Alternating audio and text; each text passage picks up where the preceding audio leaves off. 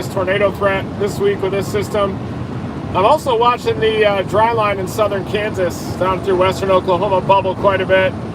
The Great Bend Knob is quite intriguing at 78 over 59. Pretty backed winds too, just to the east of that dry line. Cold front merger there in central and southern Kansas.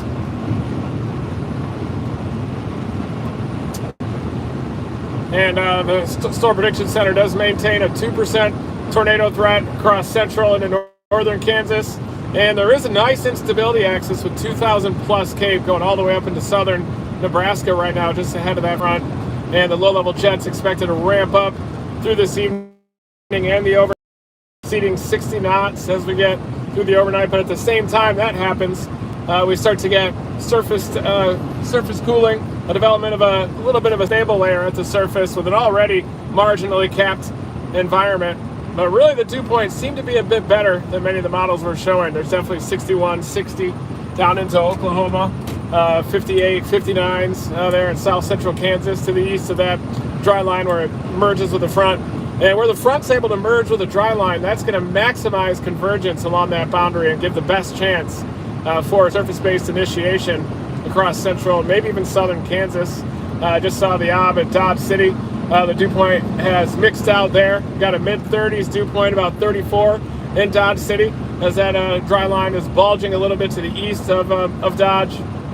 And I do think that initiation is going to be very close to the Great Bend, Kansas area, especially where that OB is located, 79 over 58. A little bit of pooling of that moisture as well with those winds backing up against that front. And interestingly, the cold front has taken on a purely north-south direction, almost similar to a dry line. It's almost behaving like a Pacific front / dry line as it's merged across central Kansas. And there is a very outside chance that if a surface-based storm can get going by about 7 p.m., those dew points will jump up a couple of degrees. 60, 61 there. The surface temperature will fall just a little bit, and there's a very narrow window between about 7 and 9 p.m. where a tornado could certainly happen. But my plan is to target southeastern Arkansas tomorrow. I think that the models are underestimating the surface heating big time in that target area across eastern Arkansas. That's kind of been a theme with the models here, just 1 or 2 days out from an event. Even before that, a lot of times they're a little bit slow in rolling out the true instability that's going to materialize. We saw that happen even with today along the dry line.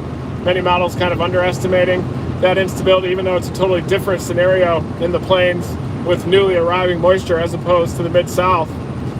But I do think that in eastern Arkansas, the HRRR runs leading up to this event have shown kind of a weird stratiform area breaking out ahead of the supercells. And I just don't see that happening. I think there's going to be breaks in the clouds. The leading edge of an elevated mix layer is going to overspread that moisture. We're probably going to get 65 to 67 dew points streaming up through the Mississippi River Valley. And I do think those similar areas that had tornado warnings a couple cases ago, that Thursday, so March 27, March 28, I think March 27, that event had a bunch of tornado warnings down there across eastern Arkansas, and then by the time they got to the Mississippi River, they hit a different thermodynamic environment. There were some gravity waves there, and they would hit the Mississippi River and then die. In fact, one of them even produced a wedge as it was crossing the Mississippi River with that moisture flooding up the Mississippi River Valley, almost funneling that low-level jet, enhancing the low-level flow available to these storms. And you get a lot of those topographic type features that happen throughout anywhere with tornadoes and storms and initiating storms and enhancing low-level shear very locally. I think a similar feature happens just to the east of the southern Appalachians with a bit of a ramp up and kind of a squeeze play in that low-level jet. So tomorrow, I think that these storms are going to probably develop over south central Arkansas back into northern Louisiana, track east-northeast through the target area. Because it's a closed 500 millibar low, mid and upper level winds are going to be quite veered, quite westerly aloft, and that's going to really squeeze out an abundant amount of storm relative helicity beneath that 40 to 50 knot low level jet that's forecast to lift across northern Louisiana through eastern Arkansas, eventually lifting up even further than that. But the models, again, have been slow to destabilize further north, up through the Memphis area. But I do think that as we get closer to the evening models and the models tomorrow morning, I think we're going to see that a lot more instability not only exists across eastern and southern Arkansas, but probably will make it further north as well. I even could see a couple tornadoes there in southern Missouri, even southwestern Missouri by 1920Z with that arc of storms of the 35 to 40 knot low-level jet just to the east of it. That certainly has a chance to materialize up there. But I'm going to be watching the southern mode coming out of northern Louisiana across eastern Arkansas. The best overlap of the instability and even the strongest wind shear seems to be located down there. I could even see it playing out almost like that Jonesboro setup last year, except even a little bit further south than that. That day there were some questions regarding instability. Even some of the supercells had some preceding stratiform rain out ahead of them, but they were still able to generate strong tornadoes and kind of carve out little spots of instability within there where the breaks and the clouds materialized, and that led to that one storm that came into Jonesboro to really go nuts. I don't think that, even though you make comparisons to other setups, there's so many differences that could easily materialize further south, or even no tornado threat at all happens. But it does look substantial enough for me to roll out there in Dominator 4. Dominator 4 is driving very good right now too. Just got it fixed, got an oil change, got the axle fixed as well.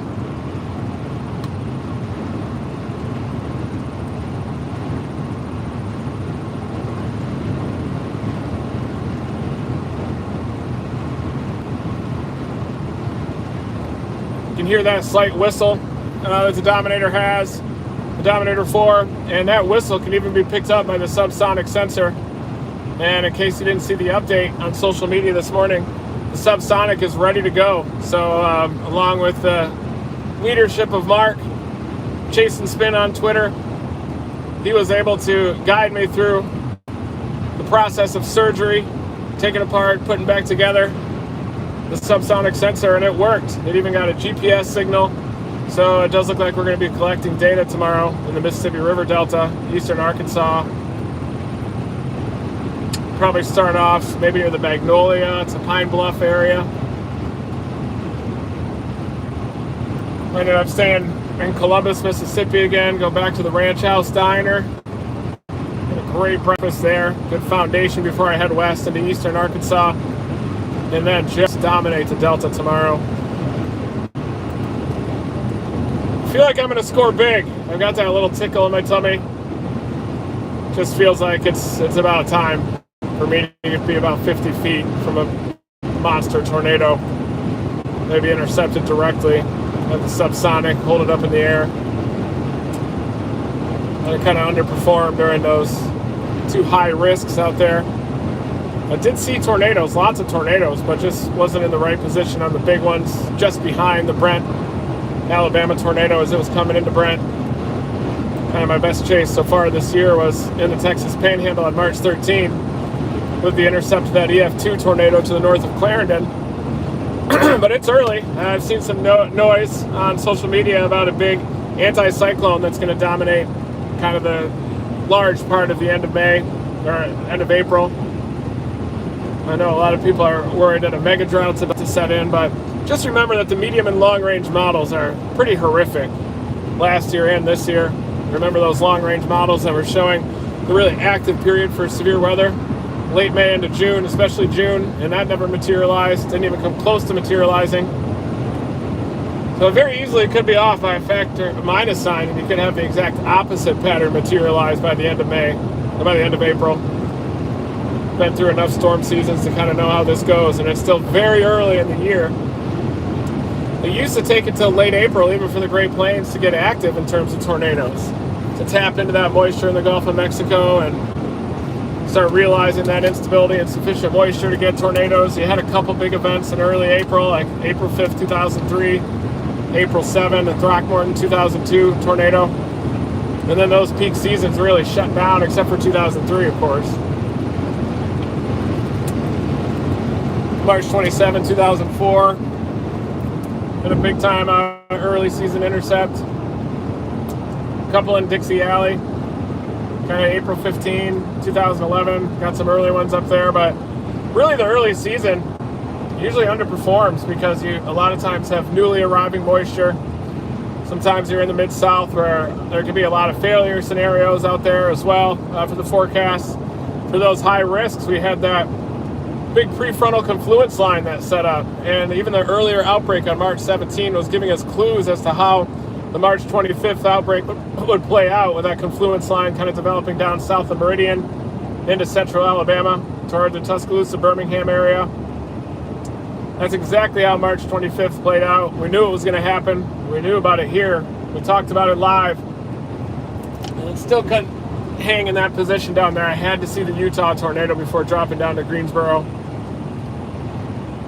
But that's part of storm chasing. That's what makes it great. It's not easy, and you can miss a lot of tornadoes. And just being out there in the first place, streaming live and providing ground reports of the tornadoes happening, thankfully does have some benefit out there, increasing awareness for these setups coming in.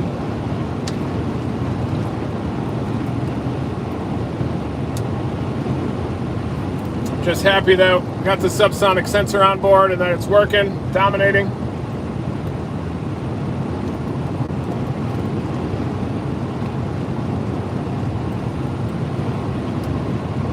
Always manually check my blind spots. That was learned by driving the Dominator, where you really couldn't see very well out of the side mirrors. You always have to check your blind spots, make sure there's no one hiding back there taking photos of the vehicle or something. And so I learned that behavior when I drive Dominator 4. I chase in this vehicle the same way that I chase in those armored vehicles.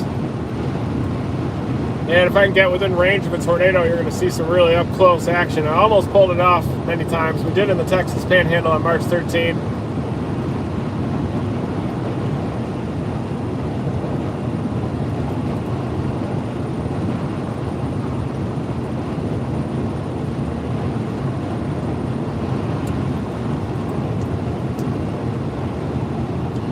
The allergies are quite intense in here.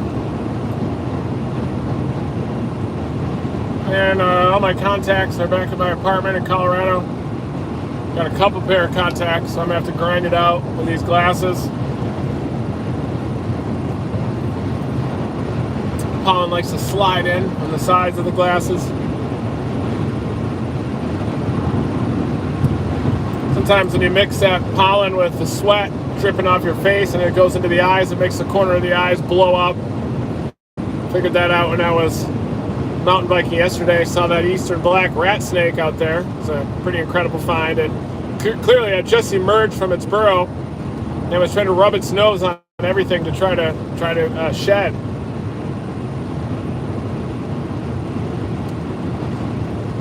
So could have handled the snake. I decided that it was best just to leave it alone in its natural habitat and observe it. And I'm glad that this live is working. When I was going through the traditional side, my lives weren't working again with the latest software update done by Facebook, but I'm back dominating.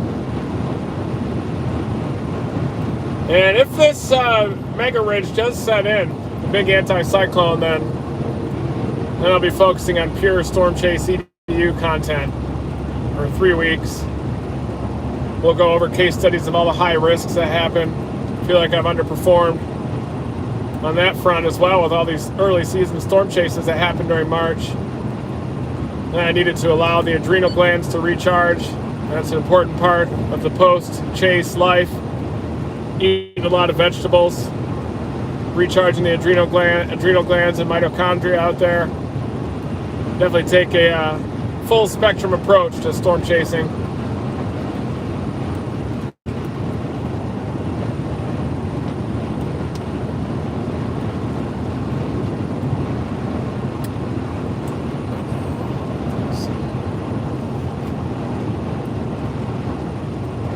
My plan in the long run maybe is to turn Dominator 4 into just a live streaming machine. Have all these different angles on it. Someone controlling the back end can adjust the angles and everything. And then the second I turn this thing on, bing! Live streams video, meteorological data, multi-platform, live science and content streaming unit. Automatically will update clips, Facebook clips. I'll have a pair of Dominator glasses I can edit videos with voice commands.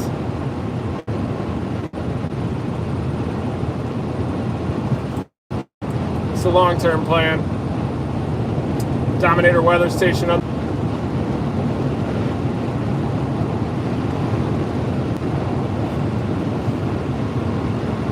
We'll be providing reports to the Radar Omega app as well during this chase, as usual. Got my cyclone port fired up. It reads 82 degrees with a 42 dew point right now. So I'm passing the Talladega National Forest. So it is pretty dry out here. And that dry air is going to be dominating across a large portion of northern Mississippi too. So once these storms come out of Arkansas tomorrow evening, and they'll cross the Mississippi River, they'll probably die pretty quickly across northern Mississippi where they run into this dry air that's in place. I can see fire danger becoming a problem. Also, we're not getting those soaking rains that you often get with El Nino conditions with a split flow, slow moving systems, drenching rains. This is fast moving systems, but you do have aspects of split flow with a suppressed subtropical jet. So really, and with the La Nina conditions, this summer, a mega drought's probably going to take over, and probably be just chasing wildfires all summer. High base storms, high based hailers. I do think there's going to be an active period in the central and southern plains at some point. It's probably going to be the end of April into May. We had this early season active period, and we're right in the middle of it right now. 2 high risks in the mid-south. Wouldn't be surprised if tomorrow's an enhanced risk with a 10% tornado probability. And any tornado that happens when you get a 50-knot low-level jet, 30 knots of 0 to 1 kilometer shear, and sufficiently right storm motions to squeeze out that storm relative velocity out of the hodograph, chances are pretty high of getting even destructive tornadoes, damaging tornadoes across the Arkansas Delta, Mississippi River Delta, eastern Arkansas. Incredible storm chasing terrain there.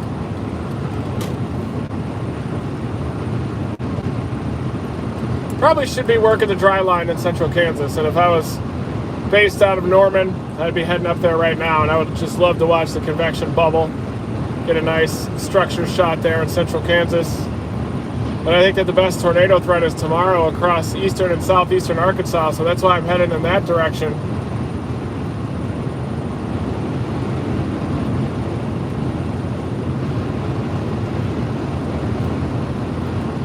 I'll do another live this evening too when the 0Z models come out.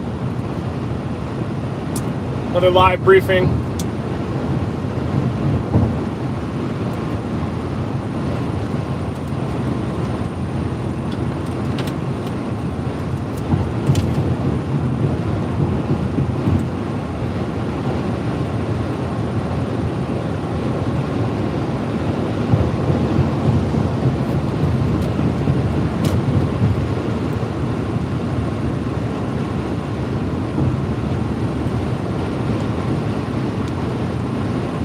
Road.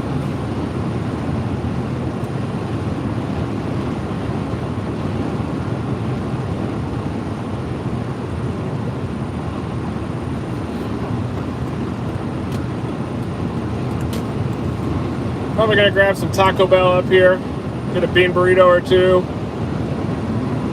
do some good dinner.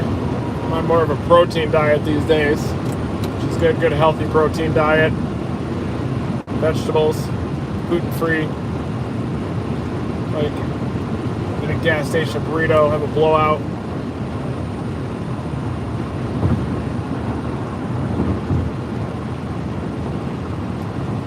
This is my multi-platform stream that's getting run right now. So I've got 3 phones, and the iPhone 6 I was using to stream because then I used the other iPhone 12 for storm chasing, navigation, videography. So that's why I was only able to stream to one platform really last time, because I was trying to use the iPhone 6 and my Verizon MiFi unit started throttling me once I got up to the 30 gigabyte limit. And but if I could just use 2 iPhone 12s and then use the iPhone 6 to chase. I've got a Sony handheld camera, I got a GoPro as well.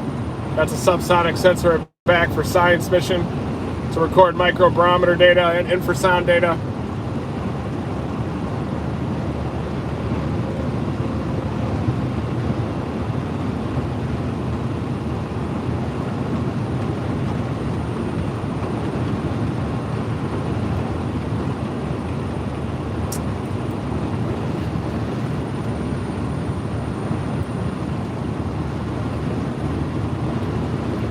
Beautiful hills up here in northern Alabama. I don't know if these are Monadnock type mountains down here along I-20, or if it's actually a southern extension of the Appalachians. Paris Mountain is more of a Monadnock mountain. Definitely unique in its own right. Very old too. Just a herpetology haven there too in Paris Mountain. Snakes, lizards, amphibians, newts. You get newts, salamanders.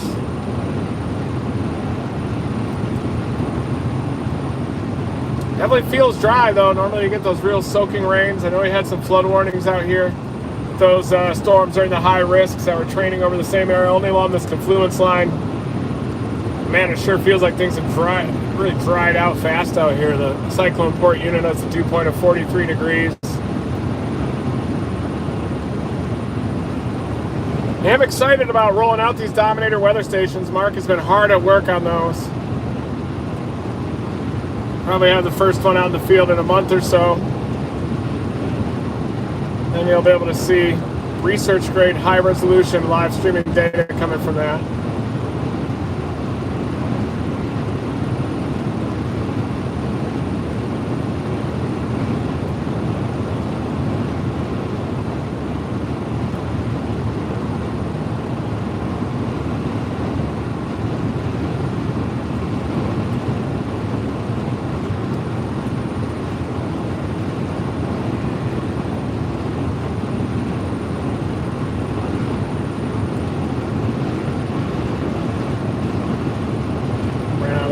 Say, folks. I can't read your comments while I'm driving due to safety concerns. I know they're coming in. I'm going to try to guess what the comments are and respond, but I think I'm passing Talladega here, which is a beautiful town. Beautiful in spring. Nothing more beautiful than springtime out here with chlorophyll popping in the leaves. Bright green leaves coming out in the trees, blossoms everywhere. Got my trusted OU hat on. This thing has been through a lot right here, this OU hat.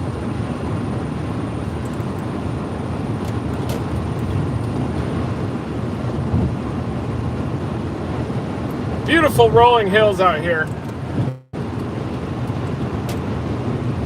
Saw some of those tornadoes in the Birmingham area that were climbing up right up those hills, mountains. Definitely dispels the myth that tornadoes can't impact mountainous areas. They surely can. Some of the higher mountains out there though, in the Colorado Rockies, sometimes those are just too high in a lot of cases to have a robust tornado threat, to realize deeper moisture up in the higher terrain. But it can happen. There's been big time tornadoes out near Yellowstone.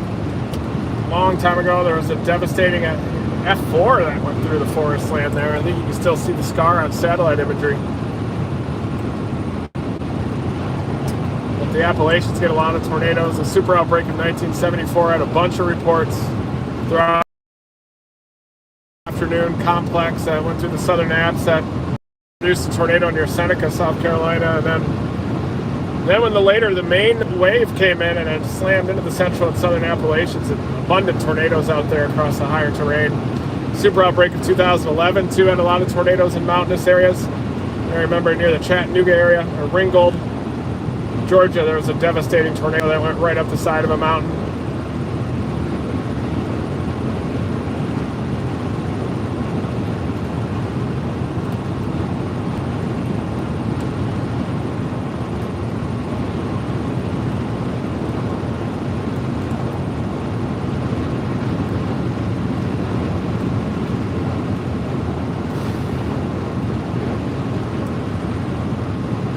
Yeah, this is it. This is storm chase mode. I am watching that dry line bubbling right now in central and southern Kansas. The last ob that I saw in Great Bend, Kansas, 78 over 59, raising my eyebrows. That's pretty good. It is not always perfect out here.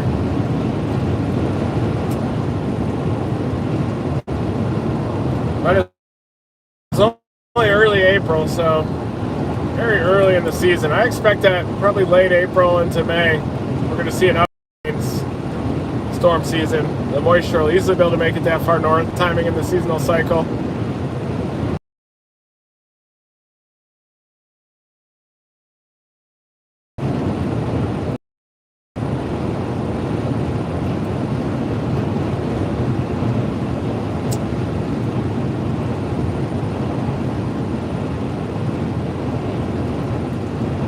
Woo! Great to be back out on the road, seeing the beautiful terrain out here and eating fast food. Beautiful spring blossoms coming out. It is pretty awesome. So the bottles have been trending pretty far south of this closed upper level low ejection. You may remember even there was noise about targeting southwestern Nebraska with that surface low track, but the surface low is much further south. Last RAP analysis had it in 994 low down in southeastern Colorado. It's probably going to propagate right up along that front into central Kansas as we go through evening and the overnight. And I do think it's going to initiate a storm or two. Decent chance of a high-based mothership looking thing near the Great Bend, Kansas area that's going to migrate east-northeast. Small outside chance of a noodle, danger noodle there, between about 7 and 9 p.m. But tomorrow in eastern Arkansas, southern Arkansas, even back into northern Louisiana, hell, even back into far eastern Texas, decent chance of tornadoes tomorrow. And remember, just because it's not a high risk doesn't mean dangerous severe weather can't happen. In fact, I've probably seen more violent tornadoes on these lower end days than I have on high risks and big outbreaks. Everything evolves so quickly. A lot of times you can introduce more failure modes to the forecast.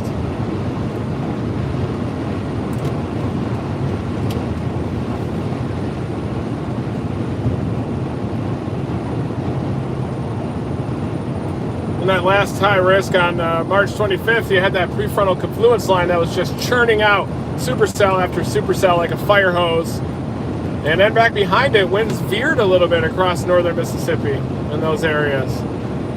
And you even had a little anticyclonic curvature to the flow, to the low-level flow across northern Mississippi and large portions of Tennessee on the 25th. And that really confined, have a Waffle House breakfast, and then bam, there's a tornado there.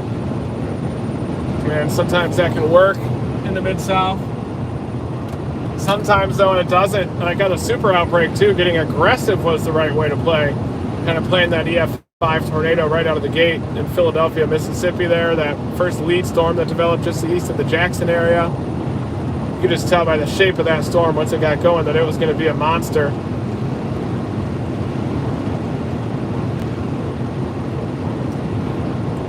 And, you know, recent chases, like in the 2014-15 time period, I kind of got in the habit of tracking the surface low, working the surface low through the Mid-South, because areas further south of that would veer a little bit, line out, and then the most favorable tornadoes would end up being coupled with that surface low track. And that kind of threw off my mojo for the Easter setup last year and for these high risks this year. Should have ended up playing further south and kind of hedge further south like we used to do back in 2011 for the super outbreak and other events. Man, they like to ride your ass these days, people on the drive. What a jackass. Man. Ride like an inch away from your bumper. I'm going 80 miles an hour in a 70. That's even too fast for my comfort zone. I usually work the exact speed limit, maybe 2 to 3 miles an hour above the speed limit. Pretty slow driver, just kind of like to enjoy the scenery, play it safe. One thing as a storm chaser is if you drive safely and drive defensively, you'll prolong your career. If you drive dangerously with the number of miles that we put on the road, you end up losing your own life and endangering everybody around you. So that's why it's so important to drive defensively. Always check those blind spots. Make sure it's, before you make a lane change, that the lane is clear. Keep your head on a swivel. Hydroplaning is the biggest danger with storm chasing. When you hit those ponded roadways or have improper tires on a rental car, hydroplaning is probably the most scary thing about storm chasing out there, other than other people. Motorists.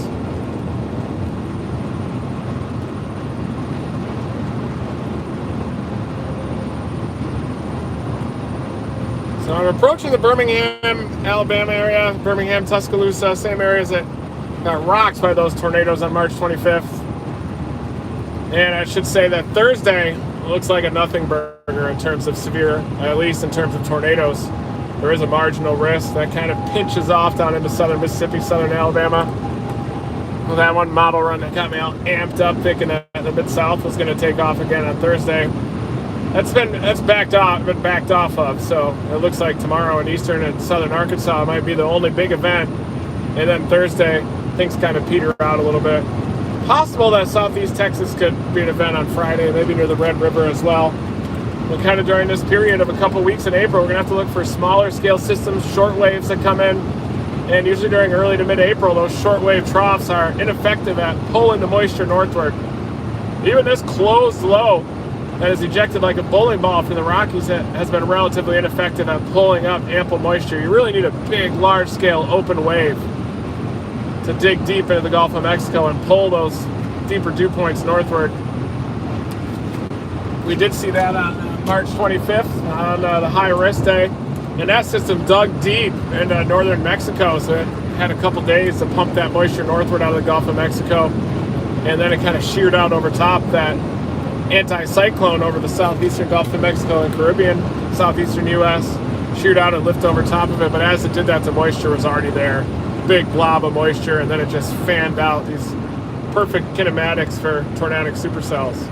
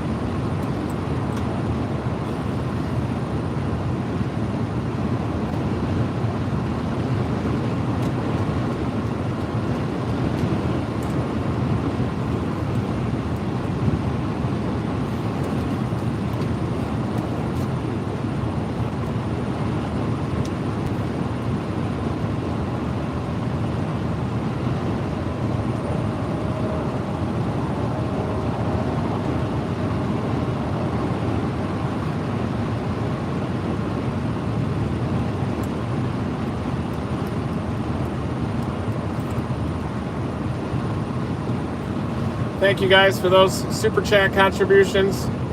Keep live storm chasing going like this. Keep the live weather briefings happening. Gas data. And supporting our science too. If it weren't for you guys, it wouldn't be possible to deploy the subsonic to do our science. Surgeonator sensors.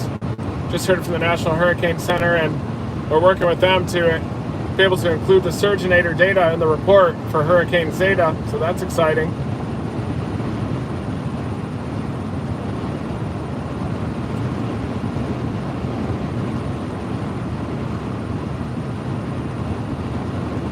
Alright, I'm hungry. I gotta get some Taco Bell here, folks.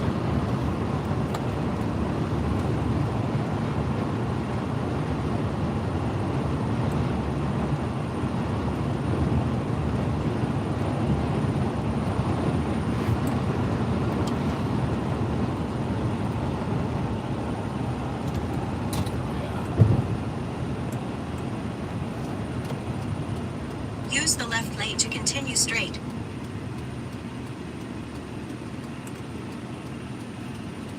Continue straight.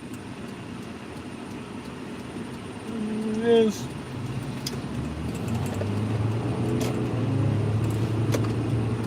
Stay in the left lane.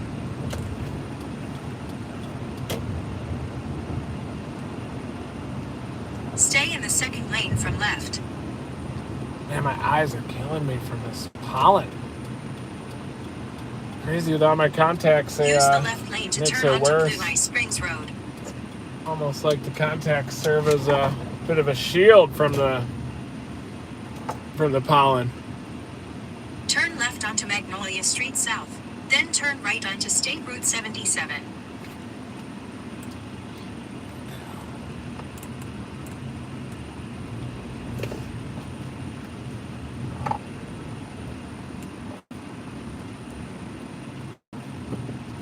Turn right onto State Route 77.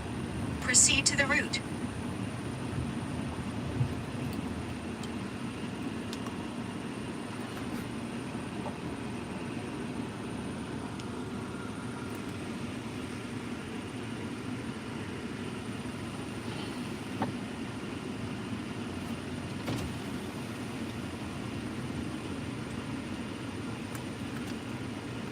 KFC Taco Bell.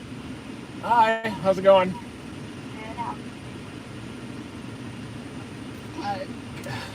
Can I please get the number 6? And can I make one of those chalupas a beef chalupa? Crunchy or soft? I'll do, you mean for the taco? Oh, for the taco, I'll do crunchy.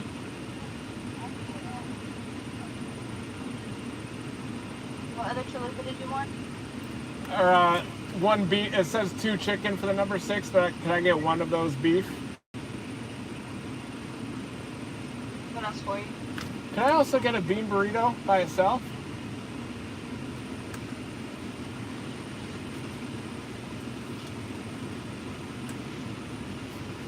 Will that be off?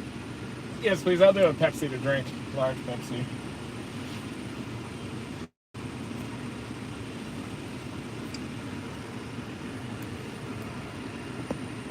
$10.43. Thank you. Yes.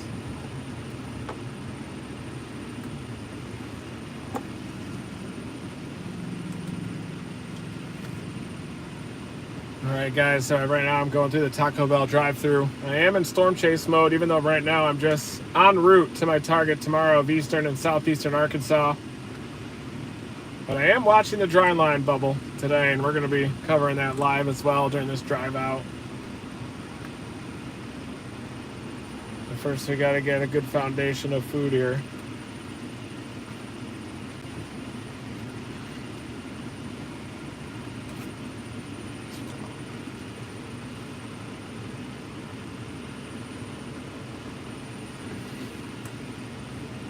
Get the whole menu.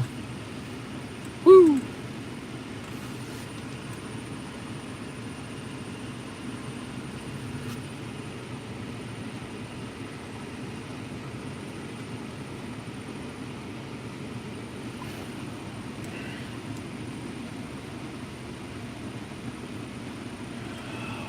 There's a Waffle House over there on the right.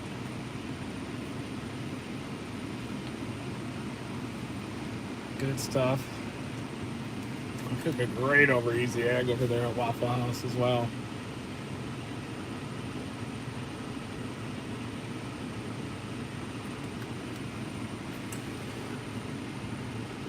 Wow, thank you guys.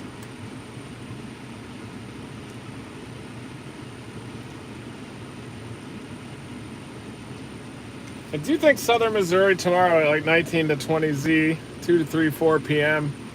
Even into central Missouri has a chance of tornadoes too. Just kind of looking at that sleeper mode that might end up happening. I still think eastern, southeastern Arkansas is the play tomorrow. Maybe even down into northern Louisiana. I mostly travel alone, unless Gizmo's in the car. And she's my storm chasing partner these days, but storm chases are a lot on Gizmo at 12 years old, but I definitely plan on bringing her back out for more of the Great Plains type chases.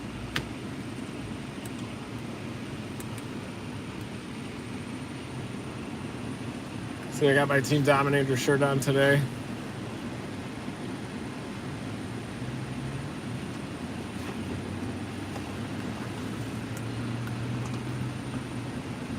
Turn right onto State Route 77. Hi. How's it going?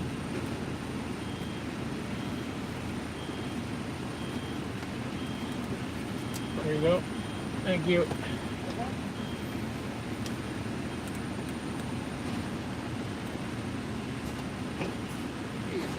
Thanks.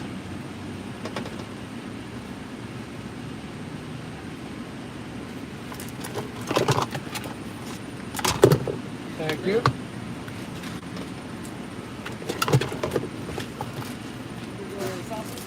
Yes, can I do hot sauce? All right. Thank you.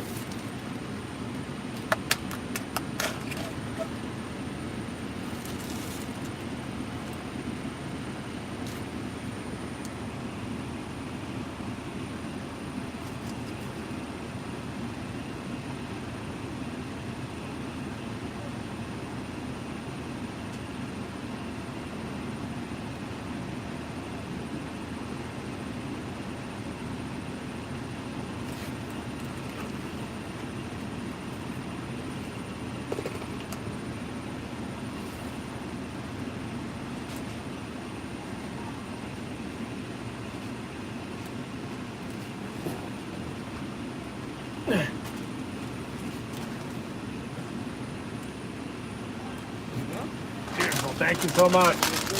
Have a good one.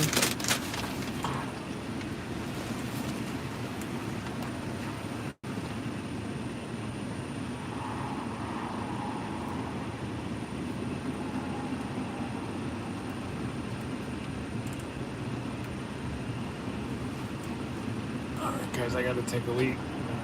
I'll leave you here. So if somebody steals the car, take a frame capture. Can't eat Taco Bell with a full bladder.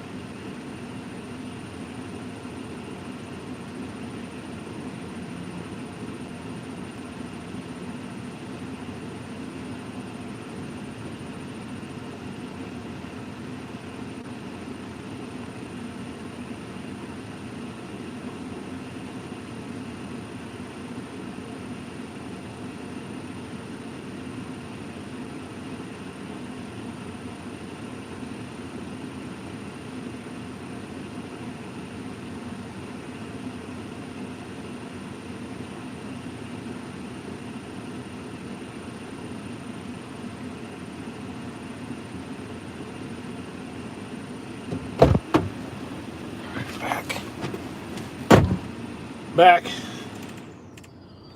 Yeah. Taco Bell's closed. The bathroom and Marathon's out of order. Had to run over to Jack's.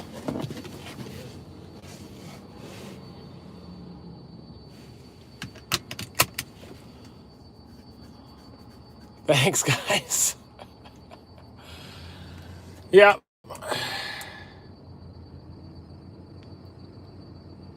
I'll flip it around while I'm eating this Taco Bell.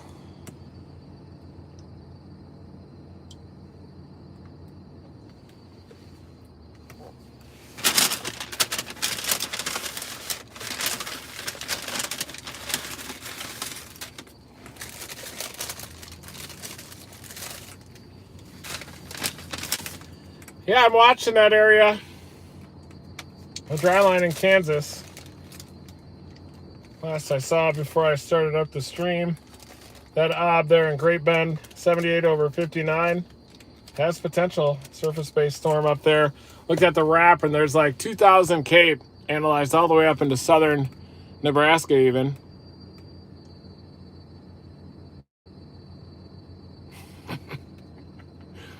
You guys are hilarious.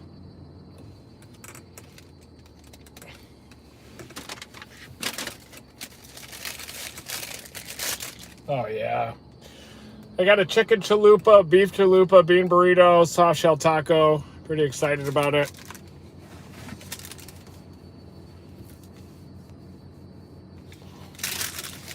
Here's the first one.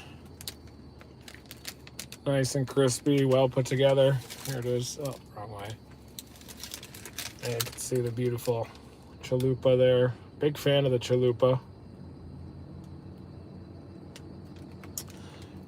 Yeah, I am on my way to Mississippi right now.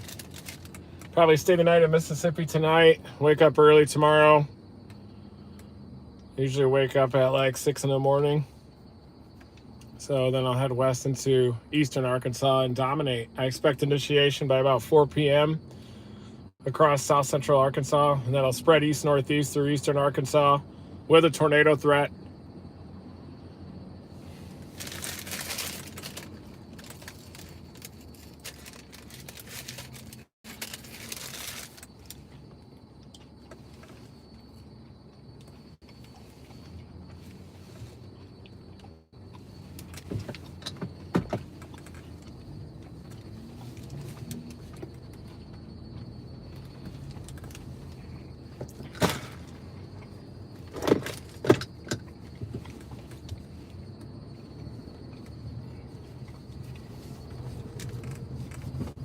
Yep. I'm more testing out the stability of my live streaming, multi-platform stream right now as well. Well, four-way stop, I guess.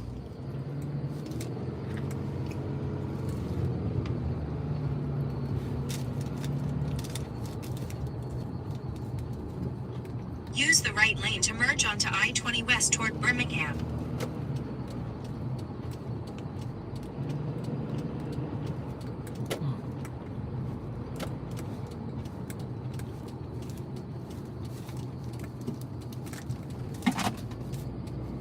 So dry out here, my lips are getting chapped.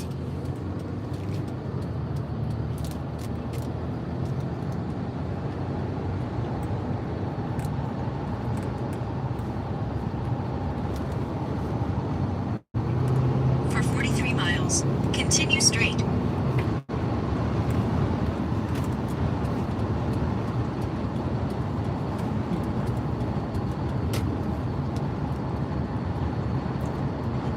Stuff flying out of his car all over the place.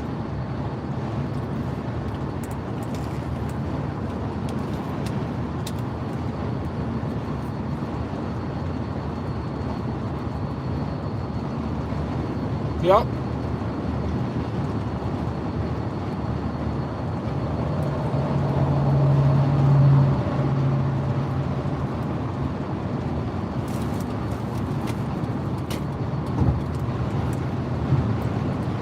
Guy just staring at me. That big pickup went by. He gave me a look as if he felt bad for me because my vehicle is so beat up, and I'm proud of it. Definitely don't feel bad for me. I'm a happy guy, love my car, love Gizmo.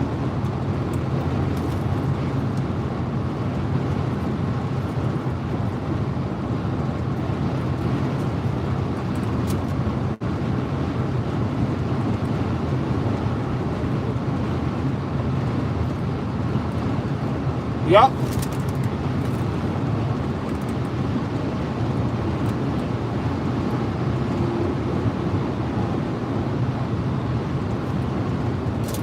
Cyclone port unit, 85 over 45, 40-degree dew point spreads. Nice. Nobody likes those.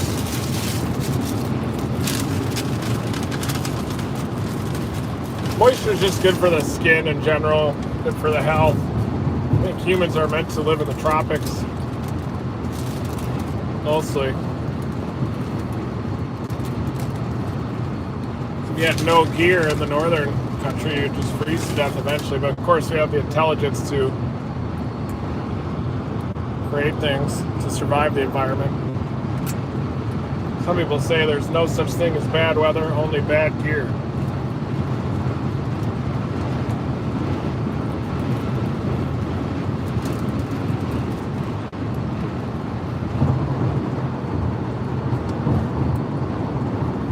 Lake looks low.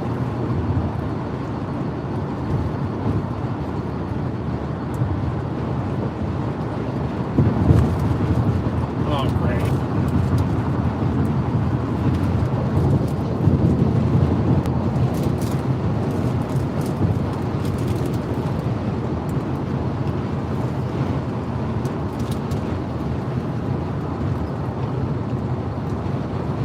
There we go.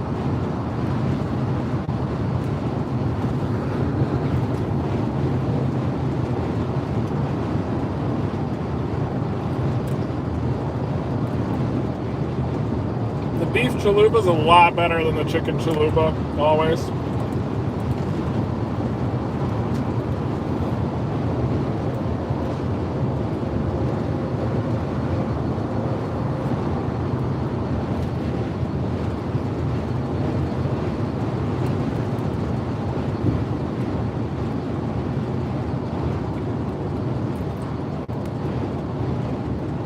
Nice Line X Jeep back there.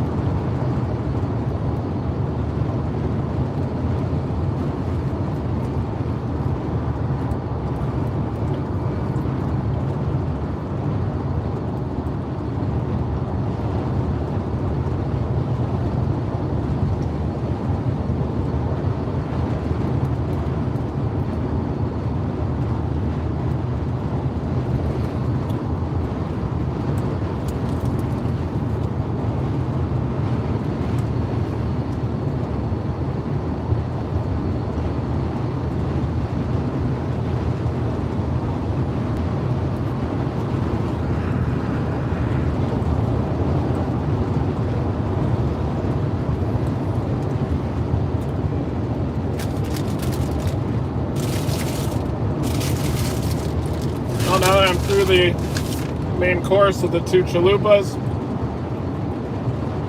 I'm excited for the bean burrito, kind of as a dessert. And then, oh look, an extra crunchy taco in there.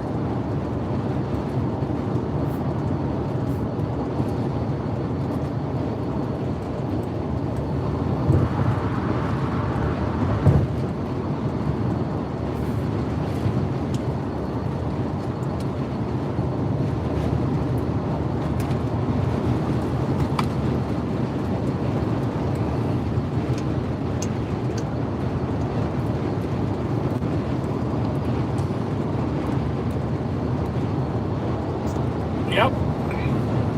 headed westbound on I-20. Then I'm going to take Highway 82. May end up staying in Columbus again, Columbus, Mississippi. Big fan of the Ranch House Diner there. Great food. Wake up at 6, eat like 5 eggs, and then blast west toward eastern Arkansas. That's kind of my game plan right now.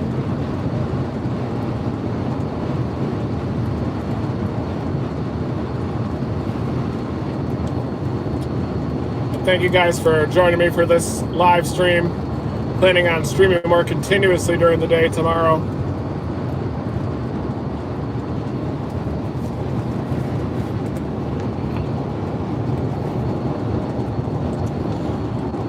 Welcome to the Dominator Weather Network. Dominating on the Dominator Weather Network. Dominate the storm. And I'm a one-man band out here. Do wish Gizmo was in the passenger seat.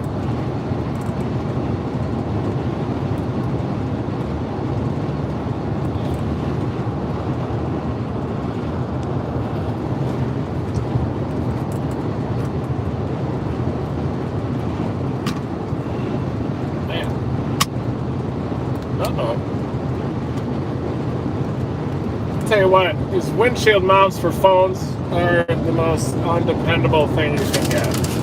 I do think that the steel ball mount is the way to go. The steel ball mount's the best. They make those steel balls too, I think, just outside of Walmart.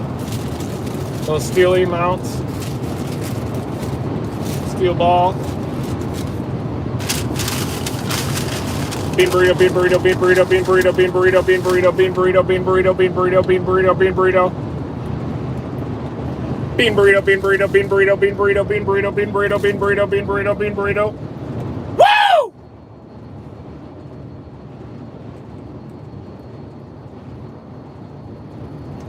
So excited about this bean burrito. I cannot contain myself.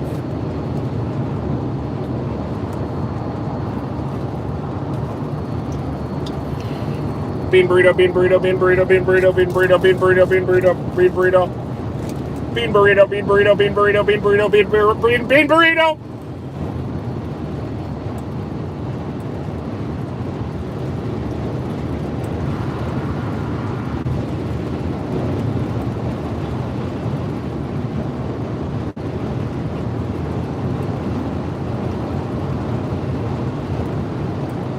Hi.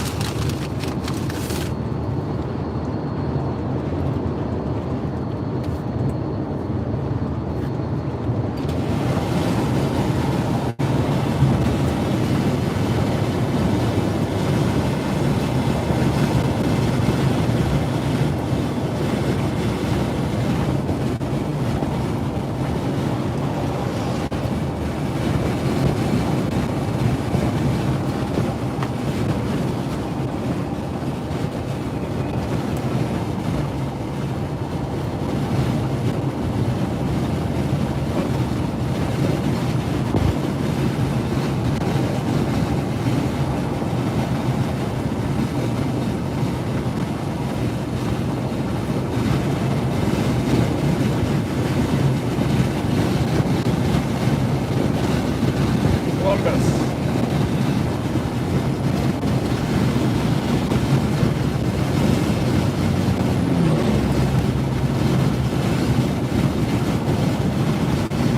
Starting right to Columbus.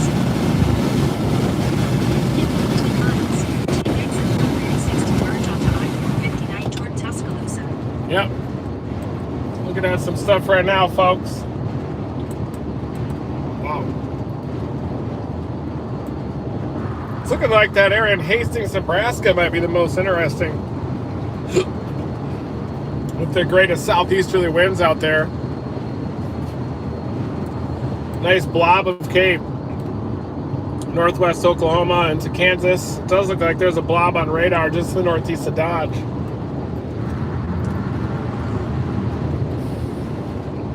Likely already a towering cumulus out there just to the east of Dodge where that dry line is bulging a bit, meeting up with the front. It does look like that cold front is surging across northwestern Kansas, and then the dry line marched out ahead of it quite a bit.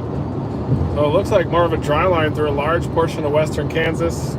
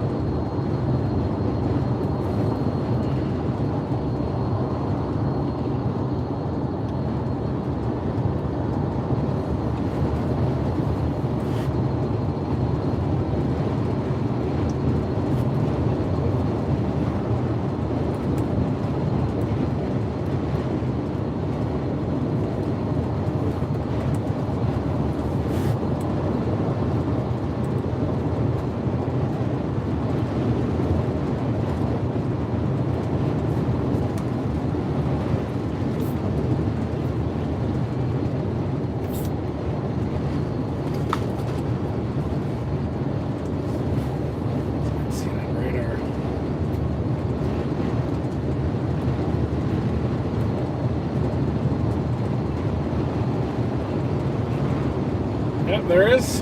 Just to the northeast of Dodge City. An attempt is being made at convective initiation out there. Looks like a little towering Q. It does appear to be east of the dry line there, too. Between Dodge City and Great Bend, and then out just to the east-northeast of it in Great Bend, 78 over 59. But I do think there's a chance of a storm to initiate there. Lifting off to the north quite rapidly, though, which tells you that it's not rooted. Probably made an attempt, didn't make it, and then is blasting north. Likely more impacted by kind of the winds in the lowest 2 kilometers than the jet stream.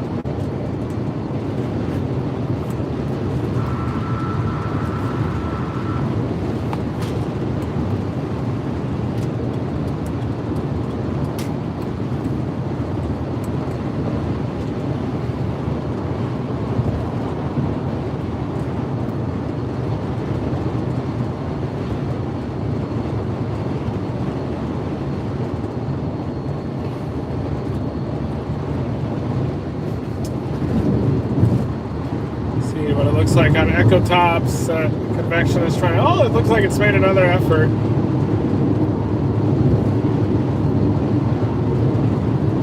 Small little job. Well, it actually looks like it's trying to initiate. Probably going to end up near the I-70 corridor before it does.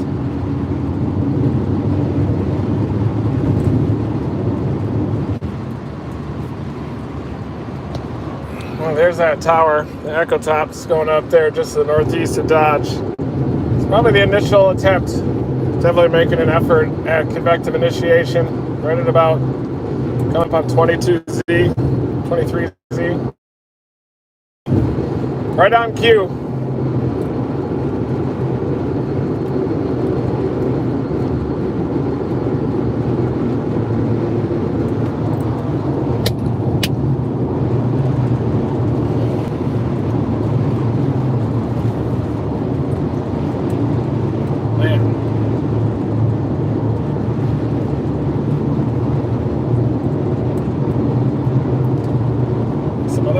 Going up a little closer to Great Bend even. It's probably going to be the lone storm. I bet it does initiate. Looks like kind of a conglomeration of towers right now, but eventually one will take off, start rotating. Then it'll look like a beautiful mothership.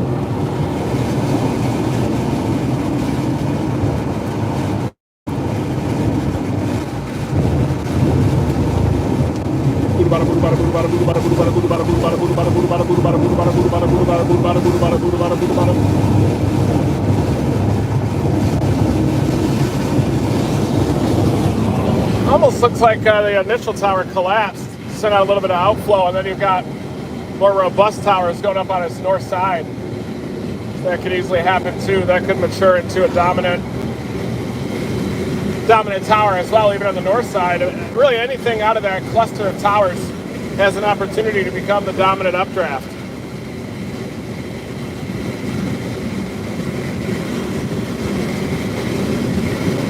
That's the storms are initiating near Kinsley,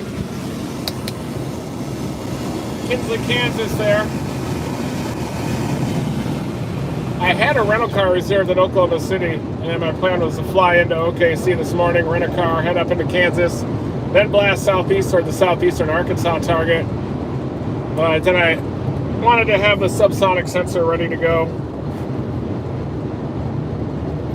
And that's exactly what happened. Look at this last scan on the Radar Omega app here.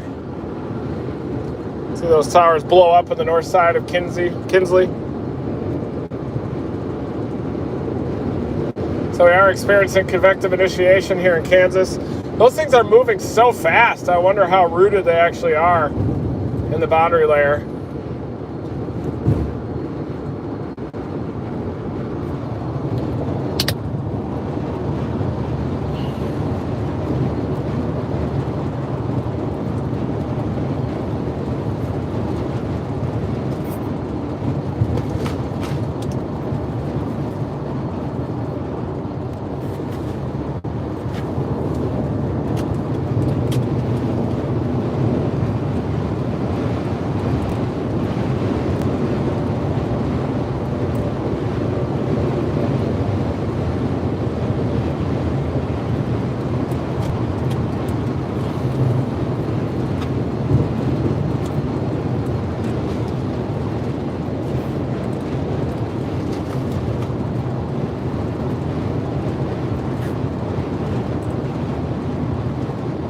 Yep, we're closing in on Birmingham. Getting very close to a couple of those tornado tracks. They're actually just right by the Noonan, Georgia tornado track back there on the Georgia side, just south of I-20. Rated EF4, our strongest tornado yet this year.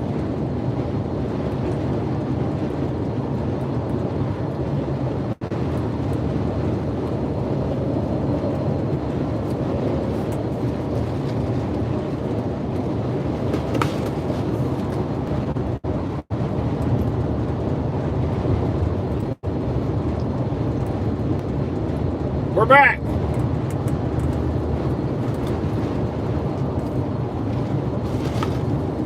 We're back.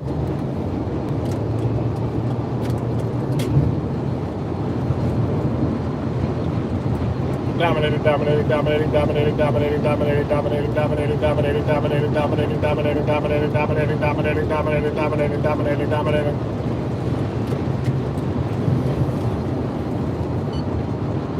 Here's the Buc-ee's in Alabama.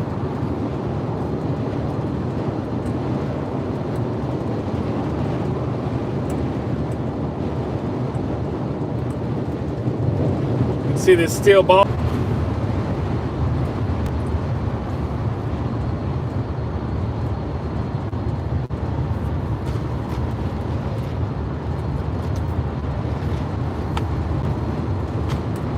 In 2 miles, take exit 136 to merge onto I-459 toward Tuscaloosa. The dry line is still to the east of Dodge City, so those storms that are initiating look like they're just to the southwest of Larned.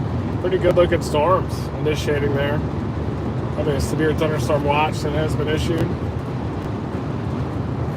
A couple new towers too going up to the south of Kinsley, so additional towers developing.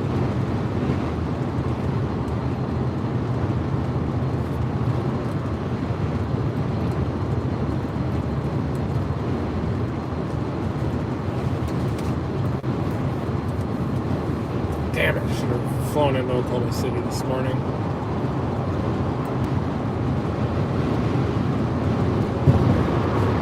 Man. It's probably going to be the storm.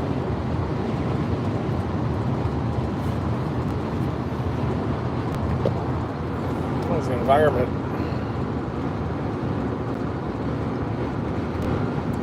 Nice stability access there through much of central Kansas for those storms to exist in. 1,500 to 2,000 Cape axis there. Even some slightly backed winds at the low level, south-southeasterly winds. Those are going to back more too as we get near and just after sunset as the lower boundary layer decouples.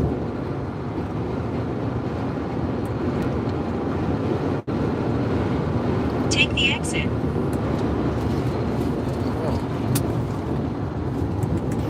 Okay.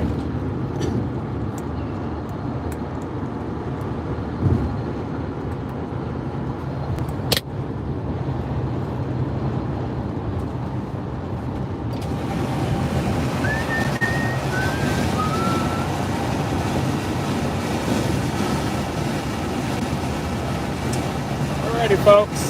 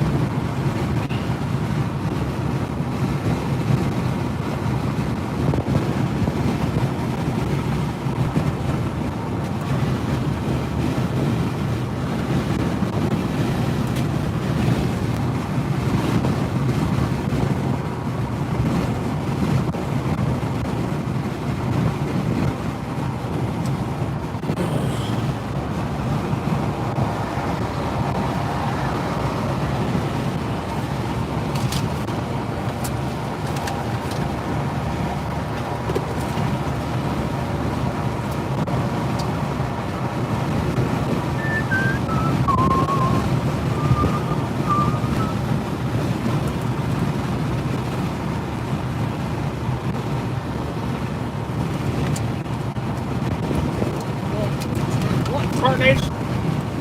What tarnation?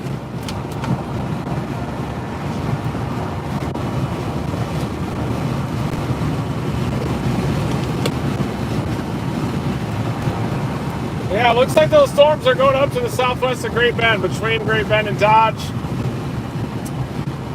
Initiated pretty rapidly and just before sunset, so chasers out there are probably enjoying a nice high crisp base on that storm, maybe even beginning to notice some striations, especially as we get it over the next hour and a half or so, getting closer to 0Z. And I think that low-level shear will begin to really ramp up.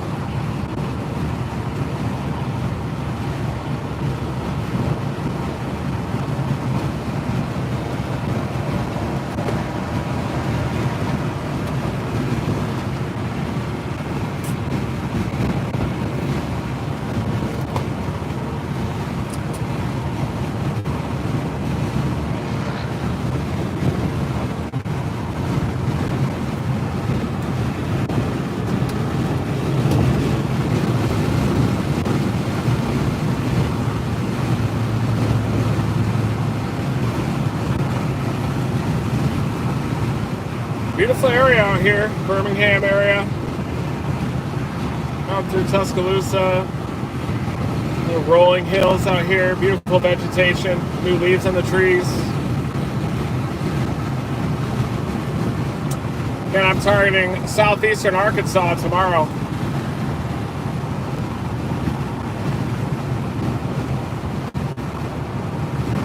It's a much more robust tornado threat. Should have tried to do the 2-for-1, chase central Kansas and southeastern Arkansas, but need someone to drive my car then, I think.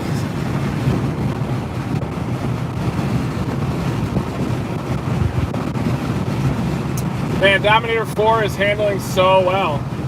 And I ended up bringing it to the Subaru dealer down in Greenville, South Carolina. The one I went to in Denver botched up my tires so bad. My left tire almost fell off. They didn't even screw the tires on.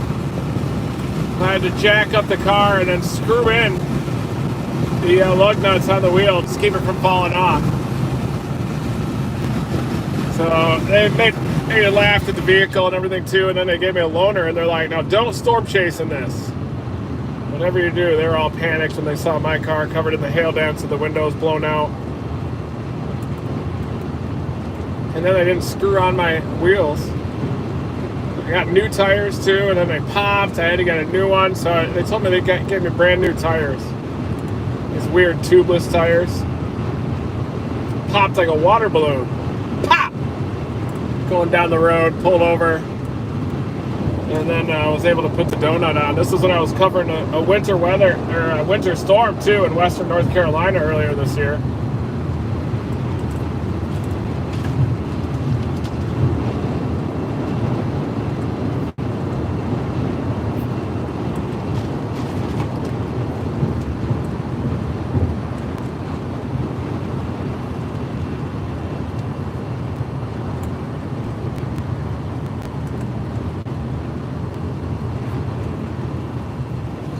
Tomorrow I'll have a lot more activity on this stream than today.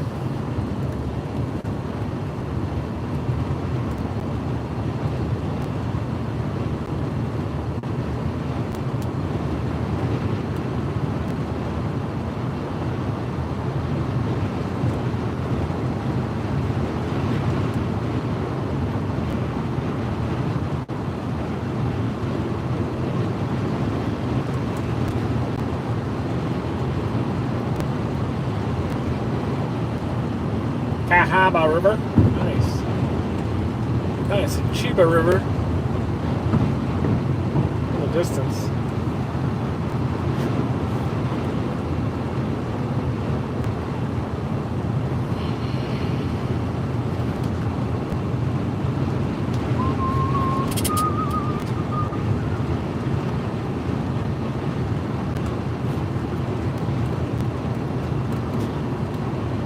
Man, I had this, there's a storm chaser that seems to be quite troubled.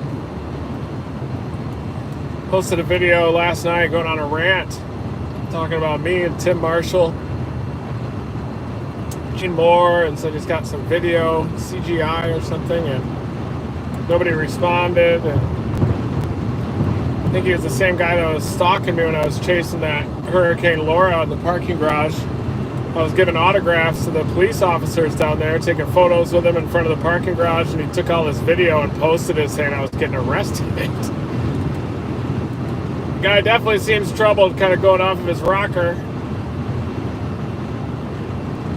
Saying a lot of stuff that doesn't make sense and everything, but man, I'm worried the guy's going to try to track me down out here. Pretty scary stuff. Gotta watch your back. People are going off the deep end these days.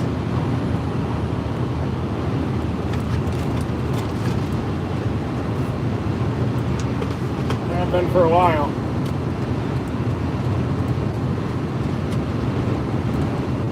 But if I get taken out, you guys know who it was.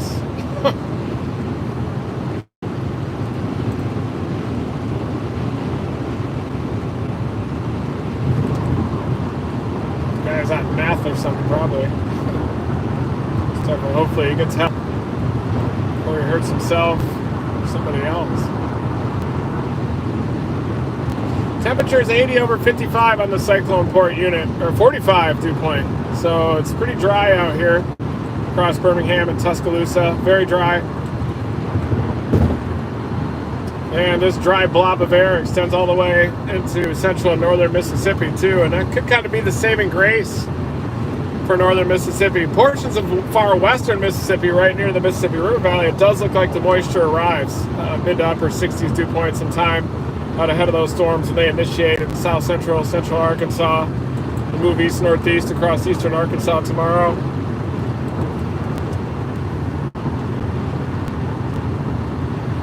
Geez, thank you guys so much for your super chat contributions. Really appreciate it. I wish I could give you guys shout outs, but as I'm driving, it's just not safe to read the comments on there. Just trying to survive. Take a look at these storms in southwestern Kansas. Does have a special weather statement that's south to the west of Larned. It's not severe yet, but the storm is hauling ass off to the northeast too. I'm surprised it's moving so fast. That tells me that it's probably not rooted in the boundary layer. It's still kind of high-based, pseudo-elevated. Not really rooted in that deeper moisture yet. It might be based just above the shallow moisture. And anytime a storm's moving that fast, you got to question how surface-based it is. Unless, of course, you are in a pretty incredible kinematic environment. But even on those high-risk days, those storms are moving at 40 to 45 miles an hour a lot of times, and they're producing tornadoes. So even they're rooted within that moisture and experiencing southeasterly winds out ahead of it and those westerlies aloft. But when a storm's rooted right at the surface base, literally in the most literal sense possible with a tornado on the ground, they usually move a little bit slower, have deviant motions too, and you can kind of learn to recognize those types of signals in your observing radar data.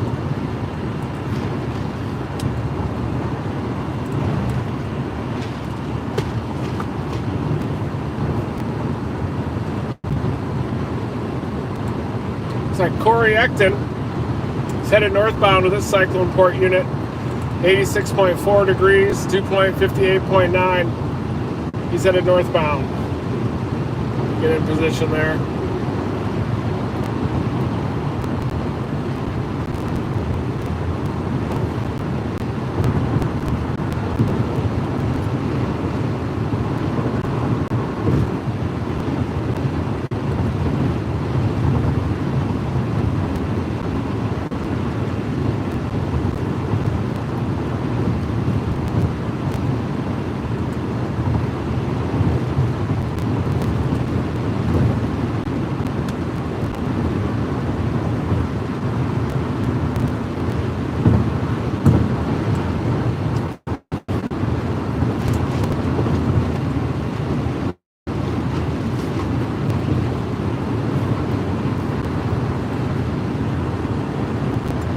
Thinking at the end it's going to be the right decision to go straight to southeastern Arkansas instead of chase central northern Kansas. Usually I say it's never a right decision if you're not chasing and trying to chase all the days possible, but had to get the subsonic recording data. Another storm's trying to go up to the south of the one of the special weather statement back near Kinsley again. Probably a pretty little storm.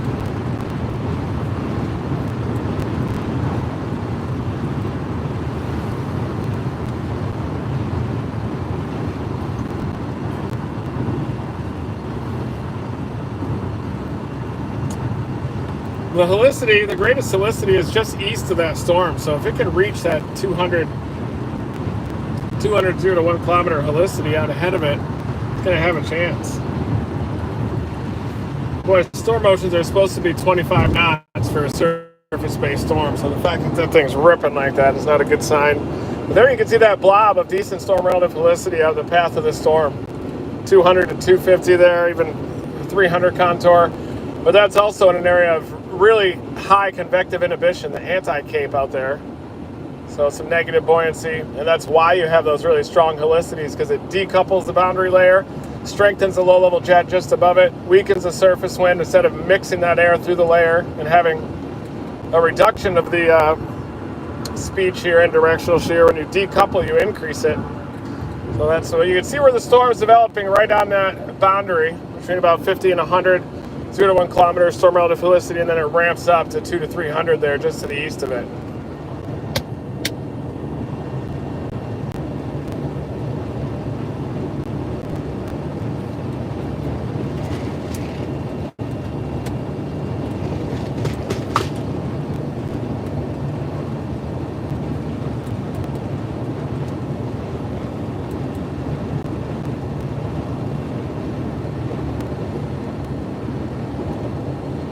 Pretty crazy seeing the video broker services out there.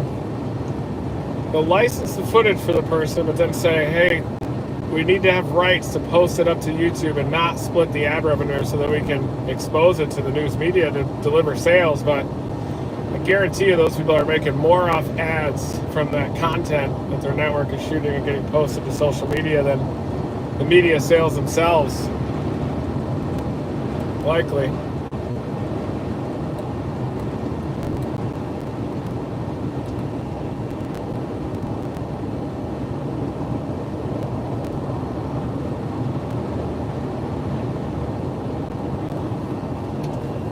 But everyone reads everything, I'm sure. Get more views on a page with traction.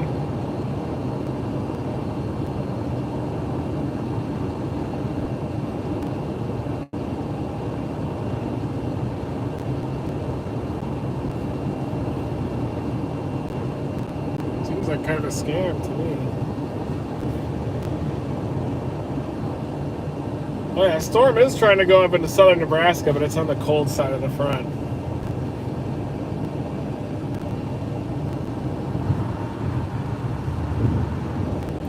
Yeah, that storm to the west of Larned just looks like it's struggling a little bit with moisture depth and really rooting into the boundary layer, rooting at the surface and becoming a truly surface-based storm, or else we'd see it be moving a lot slower. Could be one of those orphan anvils ripping off to the northeast.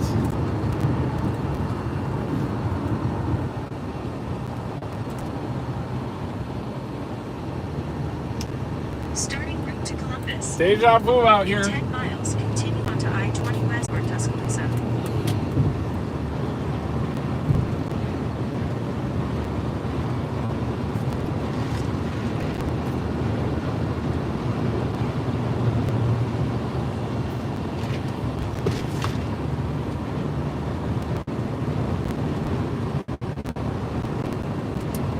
Buda bada buda bada buda bada buda bada buda bada buda bada buda bada buda bada buda bada buda bada buda bada buda bada.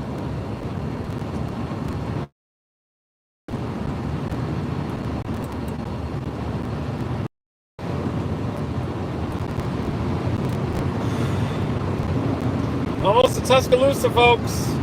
Making good time.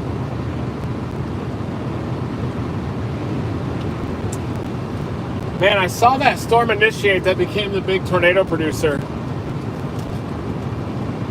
on March 25th. I was in Columbus, just finished breakfast, and then breaks in the clouds arrived. I could feel the low-level cape building. I could see the low-level jet ripping. Man, everyone started telling me to go north into the high risk, into the Tupelo. I went 5 minutes north, and I just sort of blasted south of Columbus. I would have seen that tornado on the Mississippi side.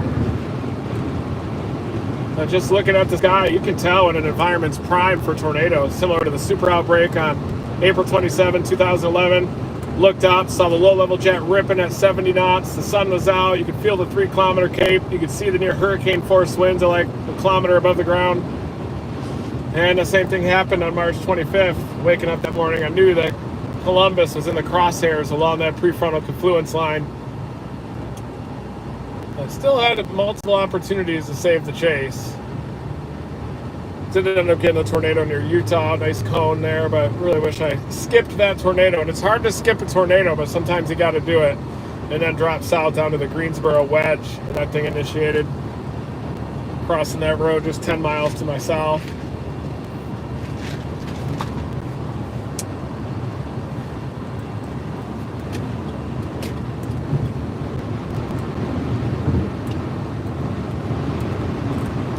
Yep. That's storm chasing for you.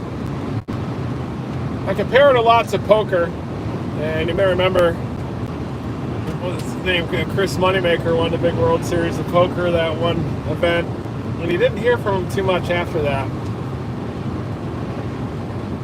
And with storm chasing, you really got to look at a whole body of work, like 10 years, 20 years, see if to really determine if your forecasting is successful or if your storm chasing is right, your strategy works.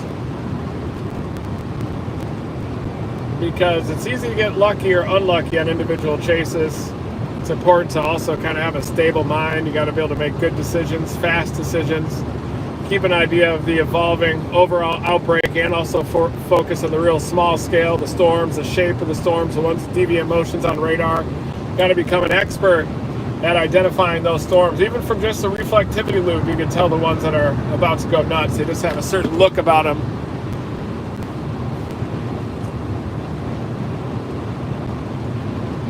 So you don't want to adjust your storm chasing strategy or technique too much based on the results from a single chase, because that can also cause you to miss tornadoes down the line, and you might be fixing something that's not broken when you're chasing. And man, it seems like these last 5 or 10 years I haven't been doing as well at Dixie Alley. Back in 2011, we dominated and saw like 50 tornadoes down here in the Mid-South. Joel and I were on fire back in the day.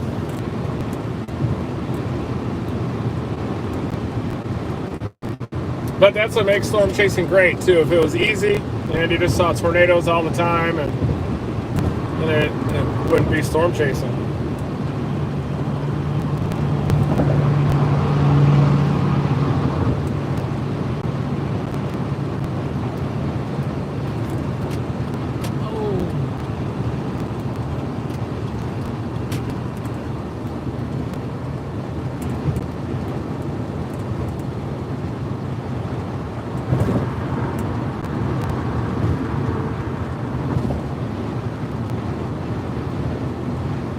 It's like we're in a NASCAR race or something. These people just surge up the left lane, zip in and out of traffic. Just mass chaos out here.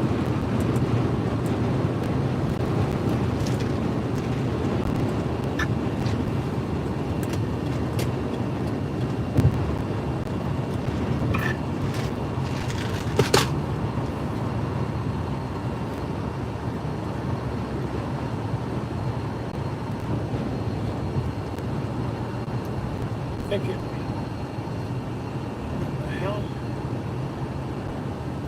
There's a severe thunderstorm warning in Nebraska. That one we were looking at ended up getting warned west of Buffalo.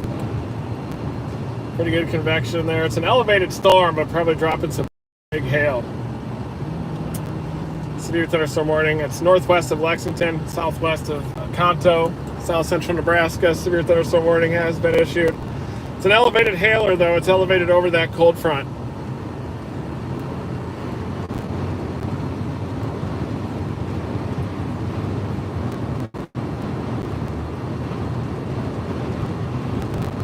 It's good to see a lot of these new YouTubers, too, getting into storm chasing and weather briefings. A lot of hustle out there required to run your own station like that. It's definitely good to see passion for severe weather and science and forecast. Seems like we've kind of lost the independent spirit a little bit with some generations. But it seems like the younger generations have that independent spirit again. Hustle.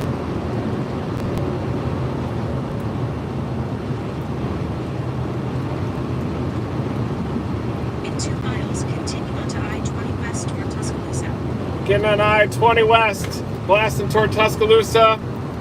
And then I'm planning another briefing this evening too when the 0Z models come out, as I'm gonna hone the target area a little bit, see exactly where we need to go.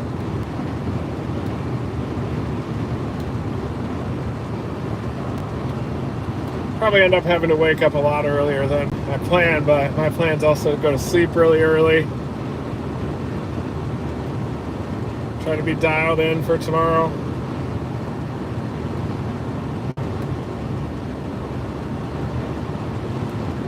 Bob Menery was going to come on a storm chase, and I was still talking to him. I said, these chases coming up look a little bit marginal, even though they're not. But I'm just kind of trying to play up more of a Great Plains type of a storm chase for Bob when he comes down. But what a great guy he is. Oh, he's been a big fan of his comedy, doing the golf videos. This recent Joe Flacco video is really funny. He's a man with a golden voice. And he's going to be going on a storm chase with me coming up here. Maybe we'll get Bob Menery and Coyote Peterson out all at once. Scantman flying racing drones around. Just be a big circus out there. Deploying subsonic sensors on the Dominator weather station. Use the left 2 lanes to continue onto I-20 West toward Tuscaloosa.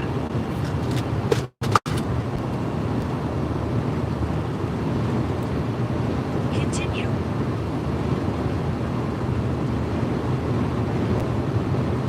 For 35 miles, continue straight. That storm died in Kansas, by the way. It went up on the dry line and then looks like it moved into that cap.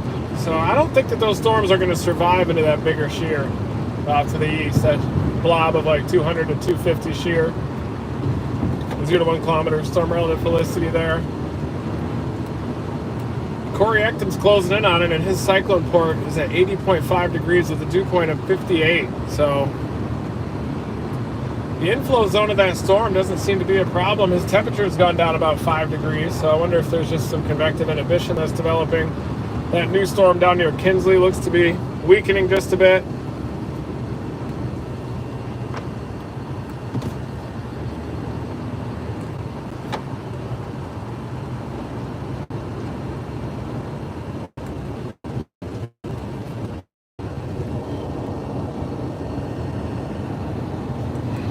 Enjoyed having you guys along this ride as I'm headed toward eastern Arkansas, maybe southeastern Arkansas tomorrow for that tornado threat. 50-knot low-level jet ejecting from northern Louisiana across eastern Arkansas, right at about peak heating. 66, 67 type dew point, streaming up that Mississippi River Valley. Lots of moisture, and there's dry air on the Mississippi side, so I think those storms are going to be mainly on the Arkansas side.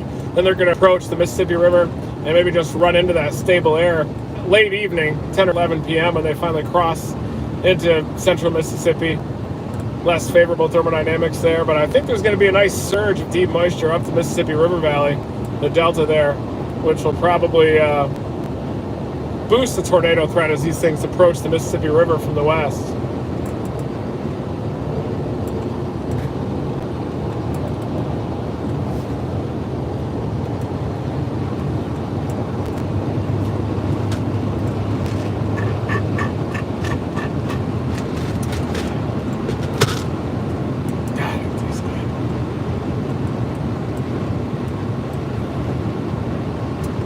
Already need some more gas. Where does the time go?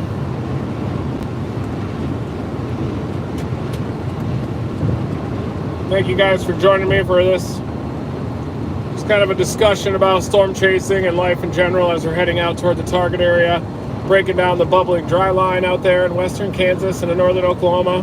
We talked about the long range. I know there's been a lot of noise about a death ridge that's going to build in, a big ridge of high pressure. It's going to lead to a mega drought. But the medium and long range models are horrible these days. That's one thing I've noticed. And you may remember last year during June when everybody was predicting the really active high plain season in June, which really never materialized. I think that pattern was off by a factor of -1. Complete opposite of the upper level pattern.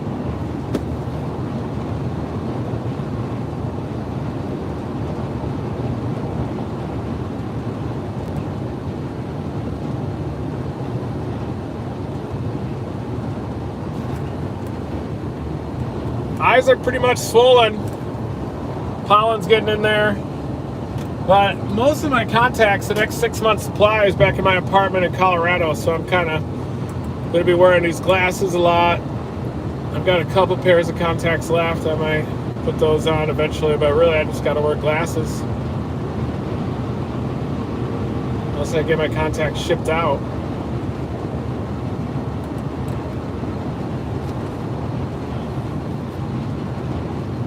Shoulder's still messed up for that mountain biking accident in July just before Hurricane Hannah. I think I broke my labrum or something, tore it.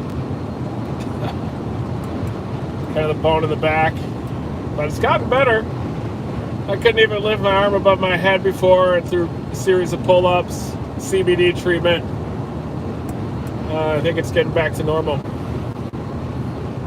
We will lift it up this far now.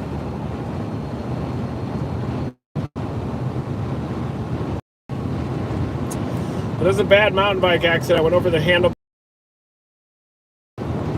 Floyd Hill there. Floyd Hill and right on I-70. There's a double black diamond there. The downhill part called Sluice. And last year was my first year on the mountain bike, so I shouldn't have been on that hill to begin with, but I'm at the top and went off this 10-foot cliff and just launched off of it. Did a pancake landing, Superman landing on a rock. Couldn't breathe.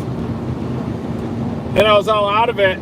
Must have been a little bit concussed. I got back on my bike and then started going down again, and I fell again, went over my handlebars 50 feet down. Covered in blood and everything. Arm kind of hanging all weird. And I couldn't even sneeze or blow my nose for like 4 weeks. It took like 8 weeks for the ribs to heal. Broke the ribs in here. I didn't go to the doctor. I haven't been to the doctor in 20 years. Except for the dentist I've been. And then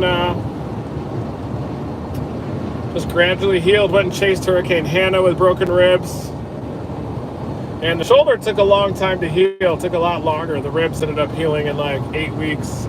But the shoulder was messed up all the way through my COVID experience. Ended up contracting the coronavirus after Hurricane Zeta in November. My taste has been very slowly coming back through the next 4 or 5 months. Bad smells all smell like rotten produce for some reason, but coming back. I could only do like a half a pull-up too after I had the coronavirus, and then I've built it back up. I could do 10 pull-ups again.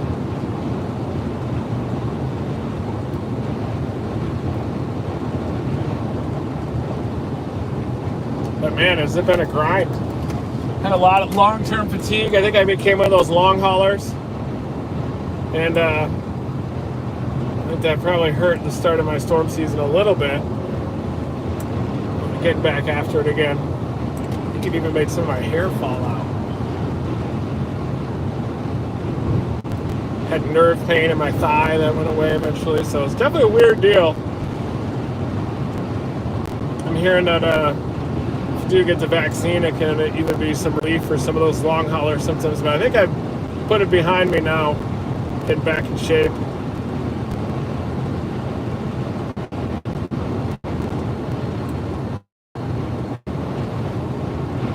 But that was back in November when I had it. Heading back from Zeta, I stopped at my friend's place in Oklahoma City, and that was the only mistake I made through the whole year, and bam, that's all it took.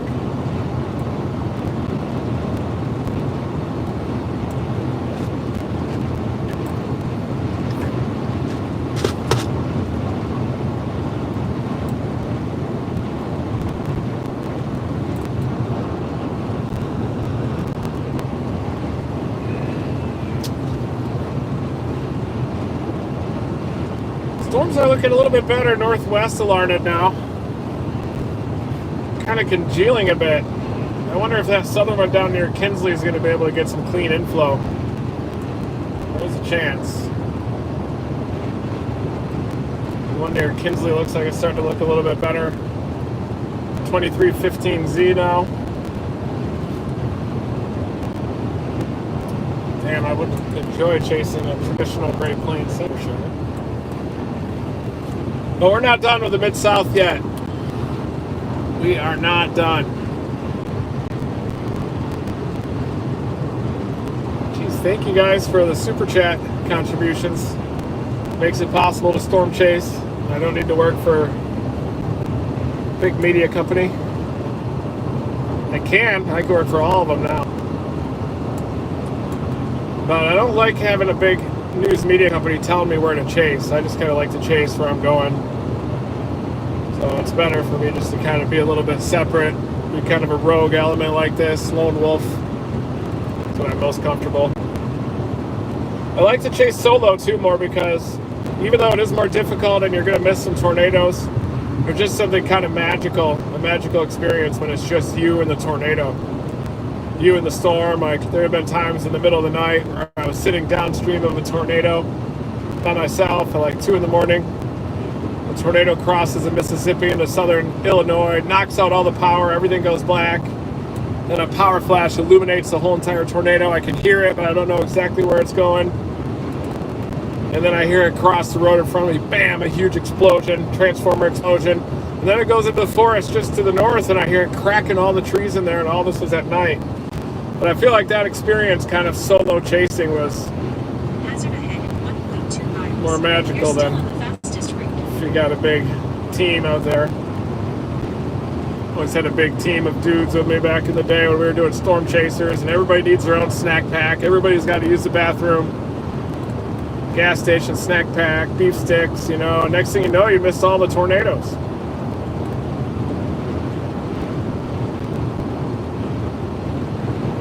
A lot of times I don't even eat during a chase. I just steamroll forward, almost like a fasting experience. And there's a lot of times not any time to eat.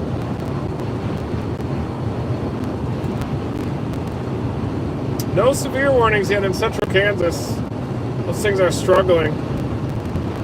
It's like there's possibly that one to the northwest of Larned is starting to develop some deviant motion.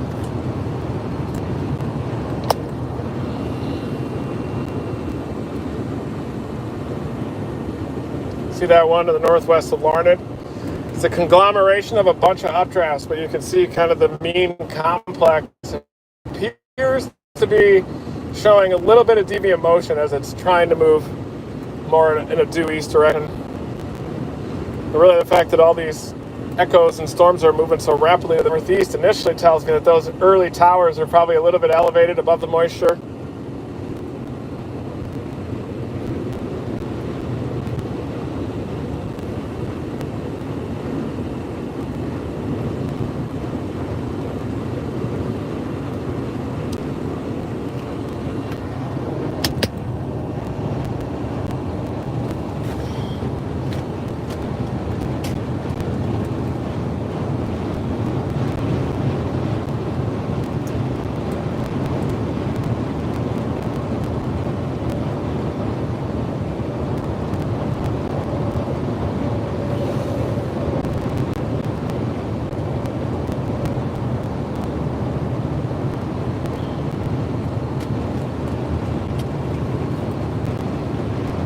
To get gas here soon, I'll probably forget. Usually that's how I roll. Forget to get gas, and then I run out of gas.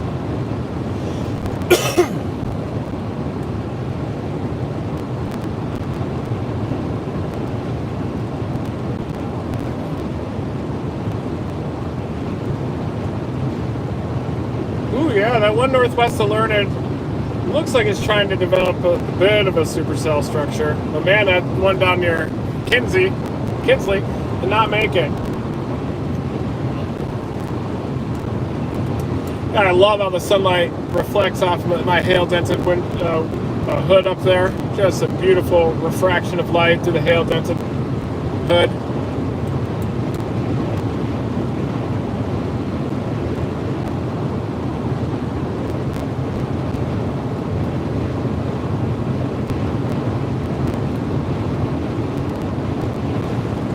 What?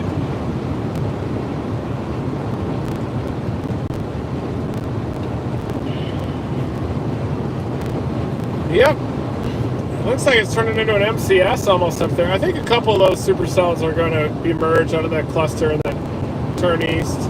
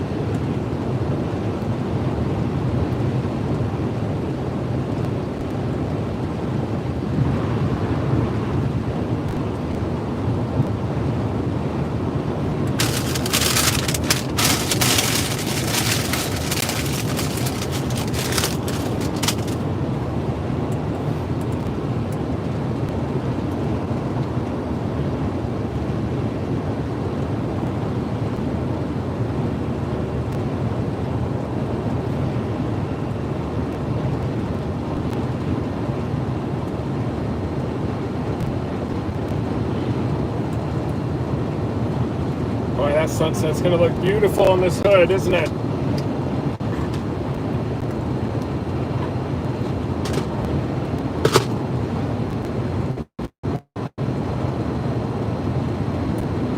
Thank you guys for tuning into my weather reports. This is mainly just a drive out to the target area on eastern and southeastern Arkansas. But we're talking about all things storm chasing, setups, long range, strategy, hook slice versus a standard approach from the east of the tornado. Thank you guys so much for riding along on this. Wish I was chasing and showing you some storms, but right now we're just discussing storm chasing in general. Glad I'm not in Kansas right now, at least.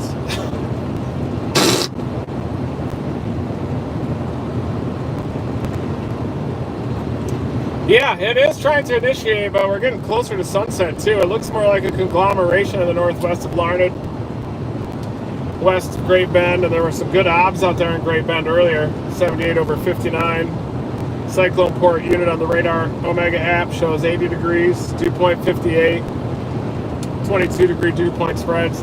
But I think that moisture is really shallow at the low levels too. So these initial towers would go up, and you can see them moving so fast on the radar loop that they're probably based just above that relatively shallow moisture.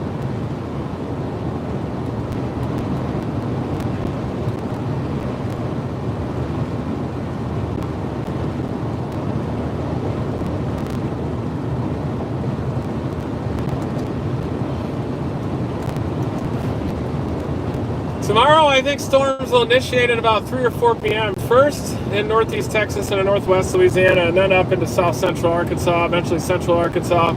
And that's going to be the southern mode that's going to move east-northeast through eastern Arkansas, down into northern Louisiana. And I do think there's a chance of an arc of supercells, too, along the primary cold front into central Missouri, central southern Missouri, maybe even northern Arkansas. And a couple of those could even go tornadic as early as like 2 or 3 p.m. up there in the Ozarks.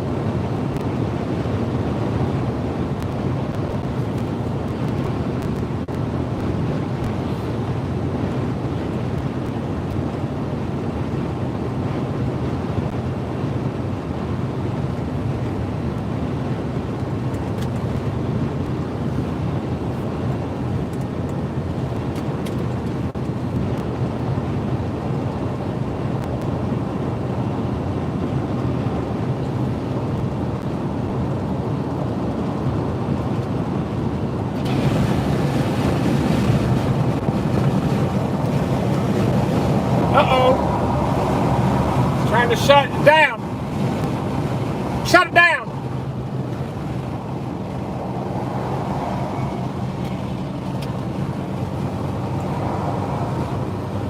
Shut it down. Shut it down. Shut him down.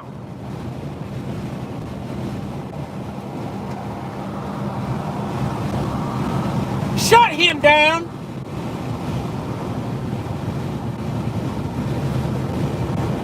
Shut him down.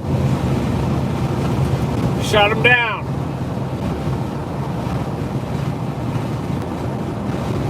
I'm gonna shut you down.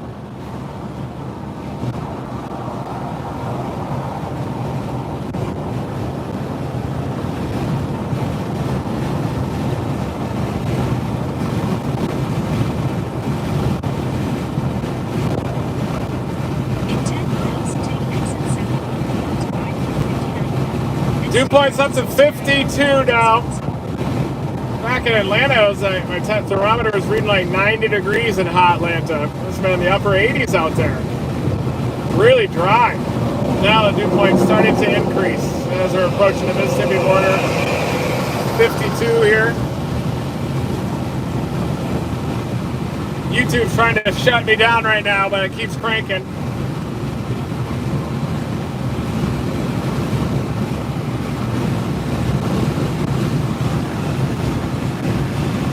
Shut him down.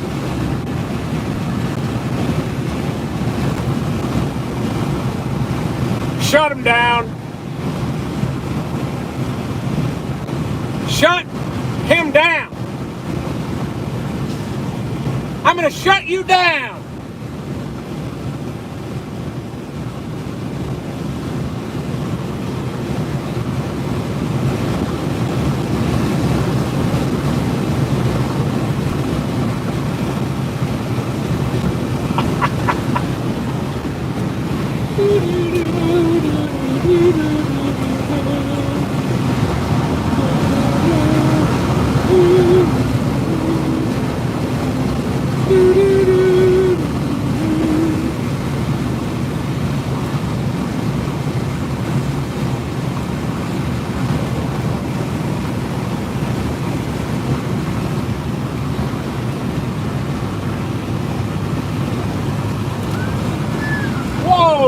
Scared me. Doppler effect there. You can really hear those sirens as the thing was approaching, ramping up, and then zooming by, dominating. I gotta get some gas already up here. Small ass tank on these Subarus.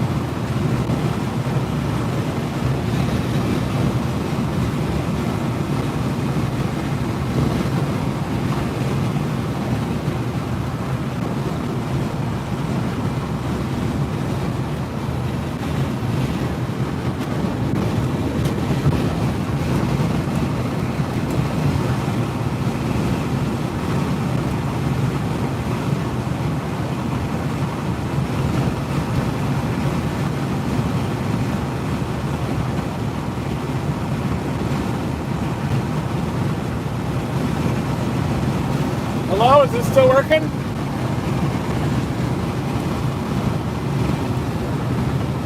Looks like it's shutting down.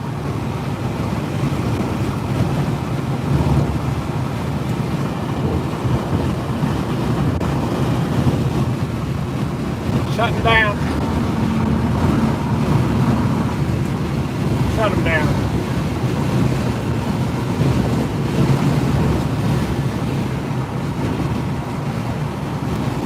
Shut him down.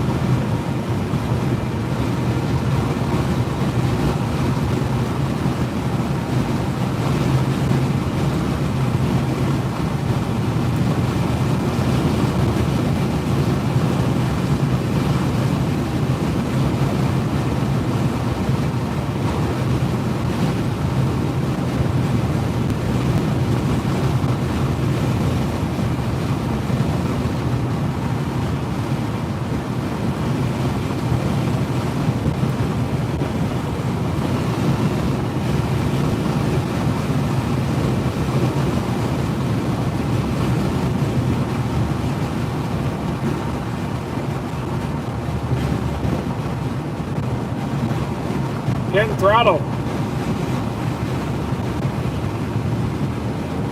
I'm gonna get gas here in 2.7 miles and I'll fix it.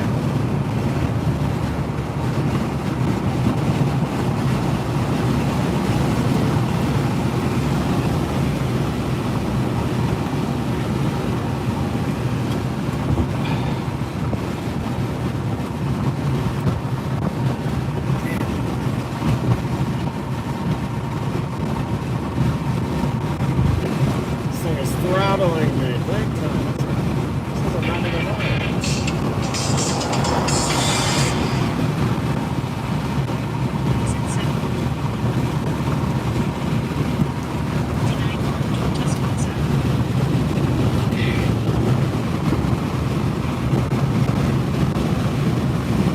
Whoa!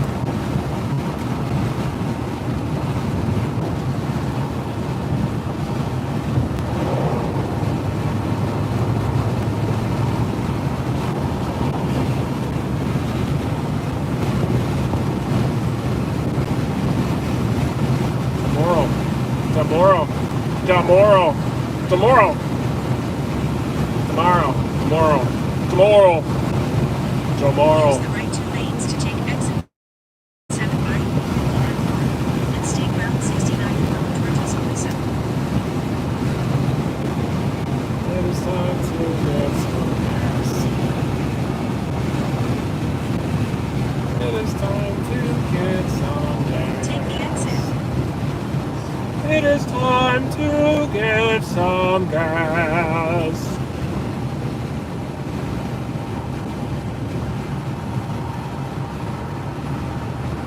It is time to get some gas.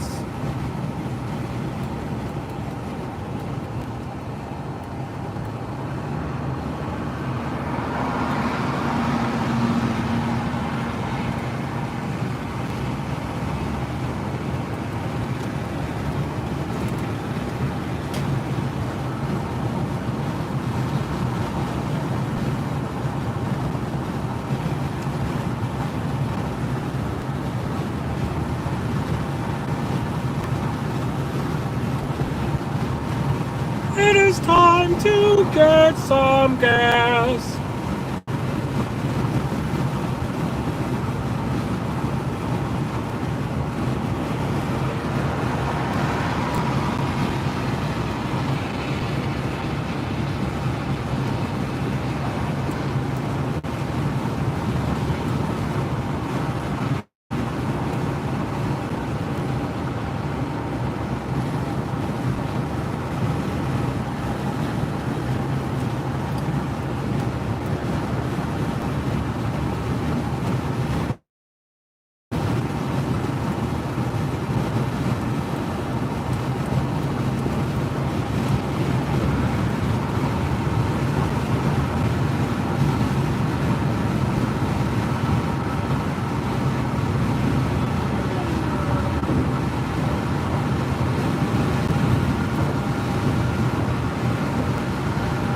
Stay in the left 3 lanes. Oh, there's only 3 lanes. Only a total of 3 lanes.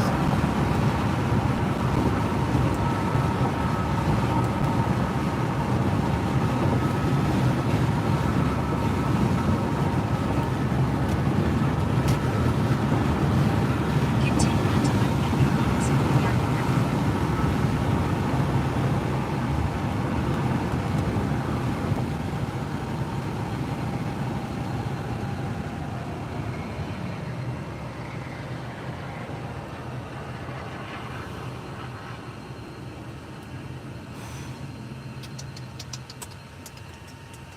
Welcome to Tuscaloosa, folks.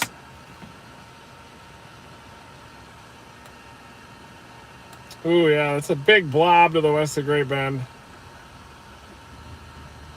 It does look like that storm to the north of Kinsley is trying to develop some supercellular characteristics. Who knows? Maybe the southern edge of that blob, just Stay in the middle 3 lanes. as was indicated by the HRRR, is probably going to be a supercell that evolves just after sunset. In 2.6 miles, turn left onto McFarland Boulevard. We Red are- light camera ahead. We are getting closer to sunset now. Within a half hour, I'd say. 40 minutes.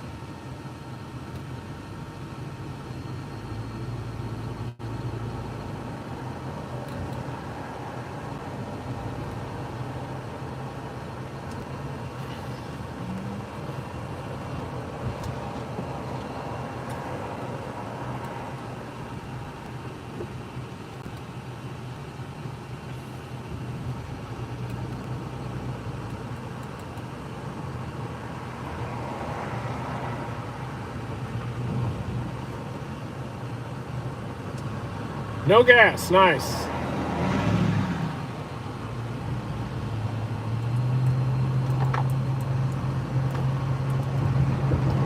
Really hoping up here at 82 there's a little gas. Tuscaloosa is a beautiful city. What a beautiful place.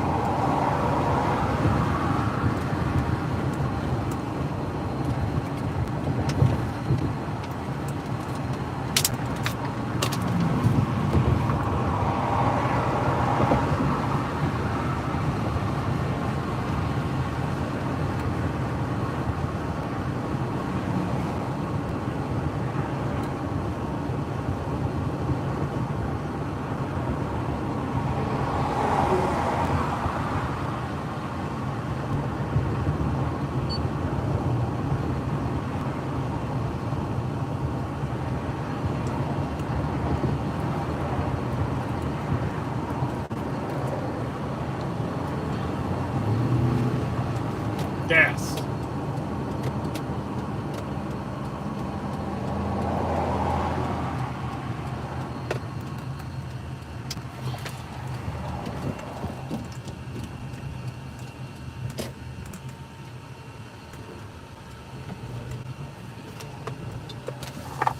Stalled out.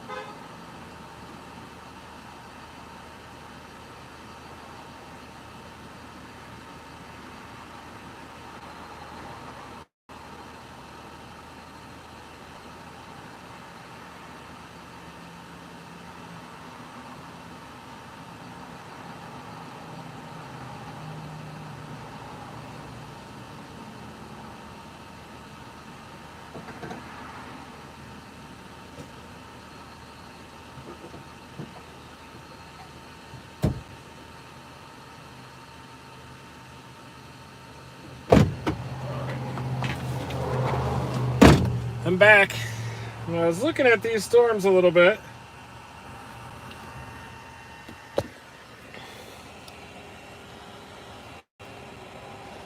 And these two now to the southwest and southwest of Larned are starting to show some supercellular characteristics. You can kind of see that tight gradient there, right along that forward flank. And then all the way back toward the back end, that's where that rotation would be. But it does look like it's pulling an inflow right in that narrow channel. Another convective element going up there just to the north of Kinsley. A blob right there that has some inflow coming in from the southeast. And then this blob up here near La Crosse looks like it's lining out along that surging cold front. So really it depends on if these can hang on and then slide into that area of higher convective inhibition where the greater wind shear is located. They're starting to experience some better wind shear right now here as that low-level jet is starting to ramp up. This is the Dominator. The Dominator is a state of mind. That's what this is.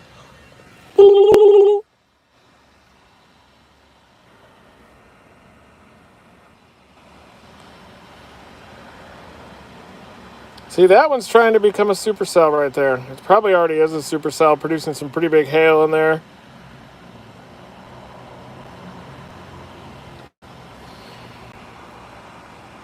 Another severe thunderstorm warning to the north. 1.75-inch hail. That includes La Crosse. Bunch of convective towers that are just lining up there, right after another.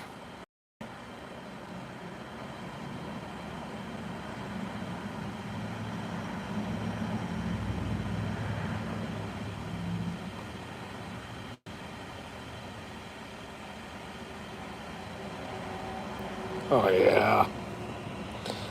Oh, yeah. So there's the dry line. Dry line down here. This is the surging cold front, helping to enhance some of that convergence along the boundary. We got a cyclone port unit here on the Radar Omega app. And it is 81 degrees with a 58 dew point still. 23 degree dew point spreads.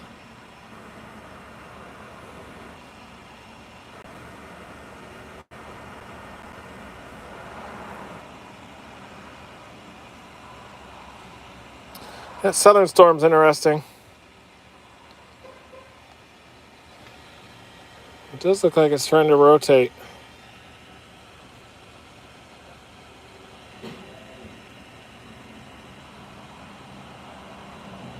See a little RFD coming in here as well.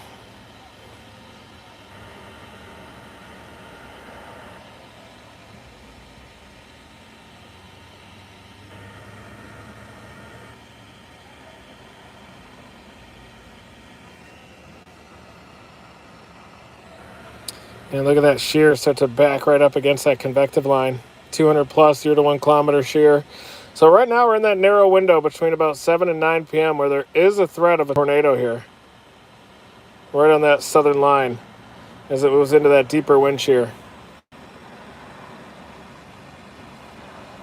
And there is actually a pretty thick uncapped warm sector just off to its east. It does look like some convective inhibition is building in there right along the immediate dry line. But boy, this is telling me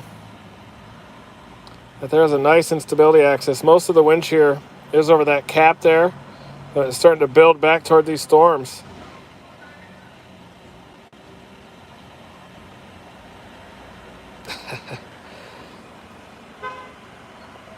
Well, you guys will be able to see video of my wedge at the end of the day tomorrow in southeastern Arkansas.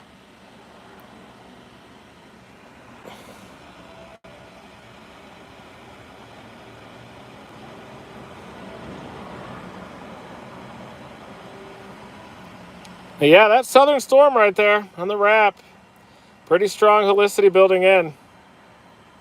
So I do think that these have a pretty substantial, do have a tornado threat, both of those storms. You can see the wrap that's showing those here in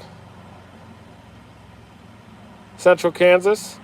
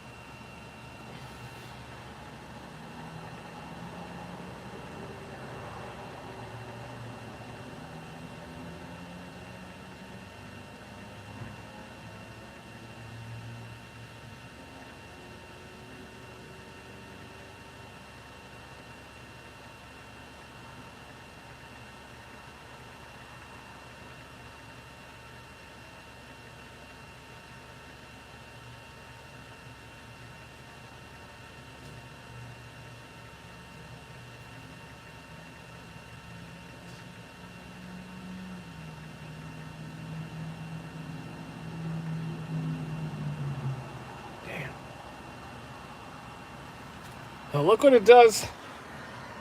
I'm sure you guys have already seen this, but right now, big expanding area of storm relative felicity as that southerly low-level jet is blowing up. And then watch here over the next 2 hours what happens.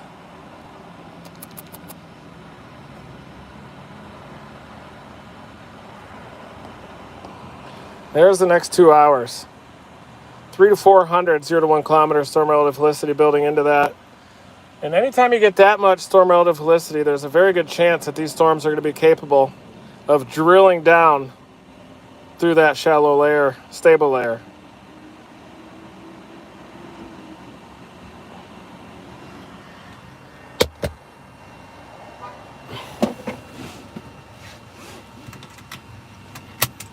Now I wish I did go to Kansas.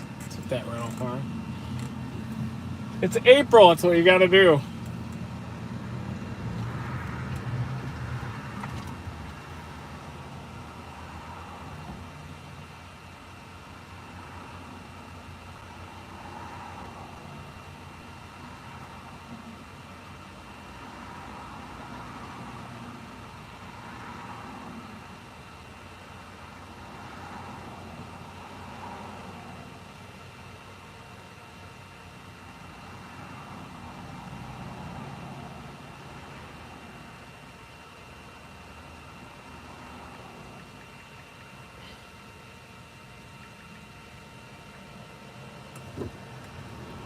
Turn right onto Lurleen B. Wallace Boulevard.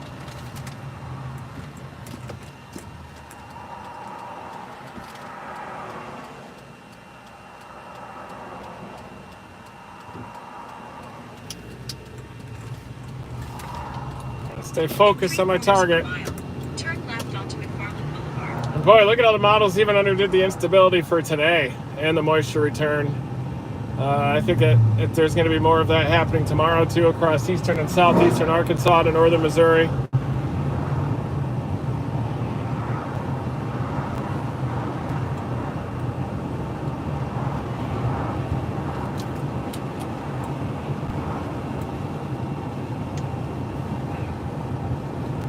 At the next light, turn left.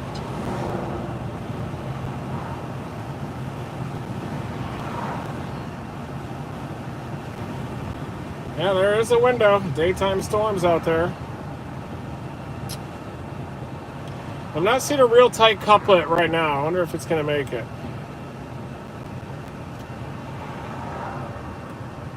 At the light, use the left 3 lanes to turn onto McFarland Boulevard.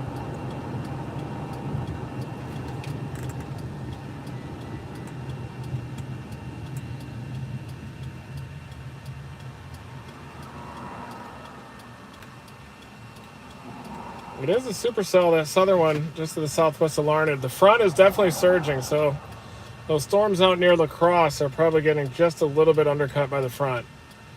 And that front is not too far to the west of that maturing supercell to the west of Larned. That thing can anchor and then turn to the right, and it might have a chance. Corey Acton, I would drop southwest if I were you. I know you're to the east of that La Crosse storm, but got a much better storm just here southwest, and it's probably going to turn right pretty hard. I would get to Larned, Corey.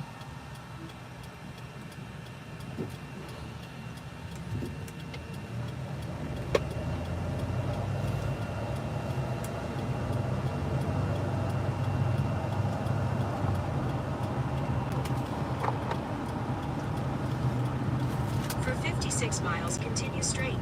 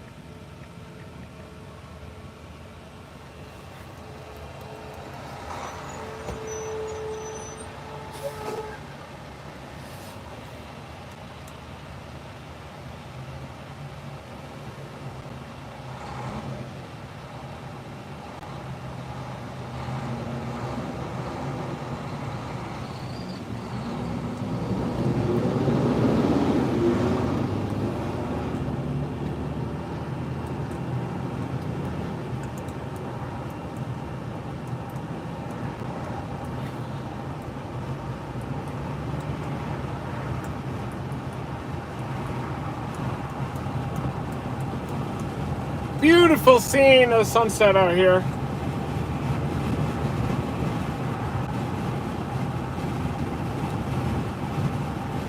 Welcome.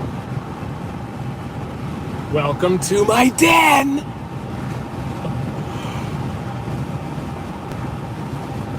Hi, I'm Bear. Welcome to my den.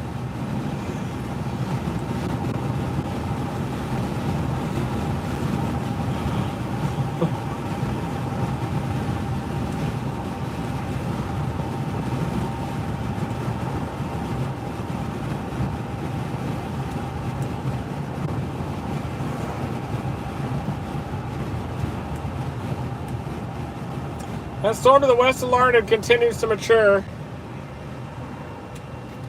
Probably has some pretty far out structure on it. Pulling up at this light.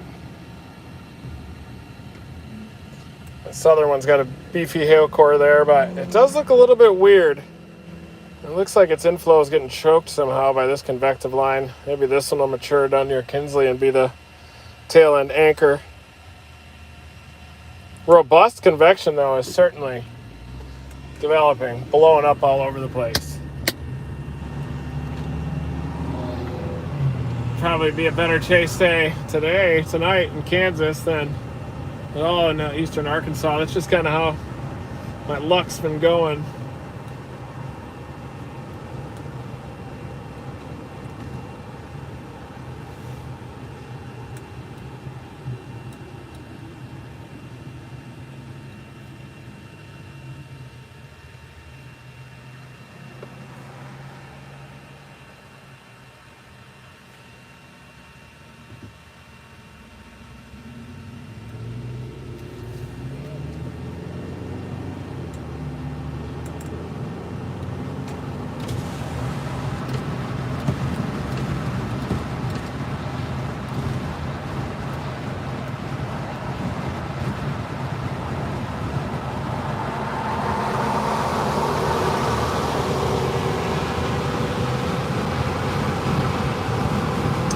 Beautiful sunset.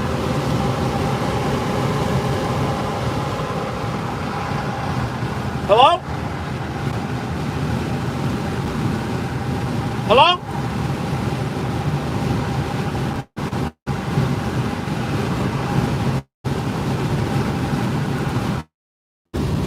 Yeah, shifting between towers and AT&T. Tell you what, it feels like AT&T might be a better data provider too. AT&T seems a lot more dependable.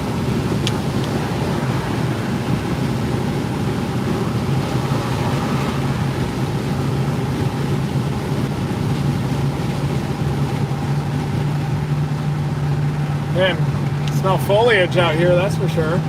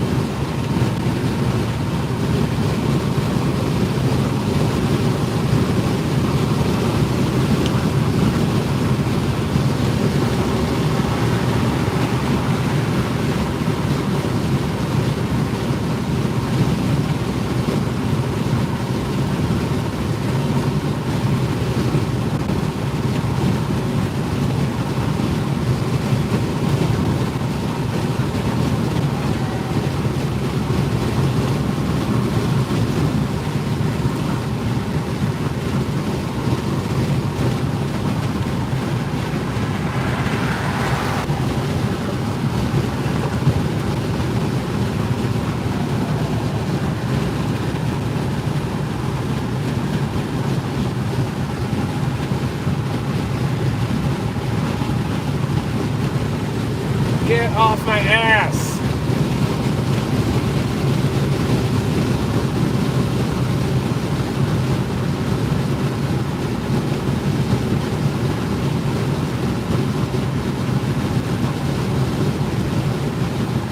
Oh, that's beautiful, that sunset. Looks like a controlled burn up here on the left.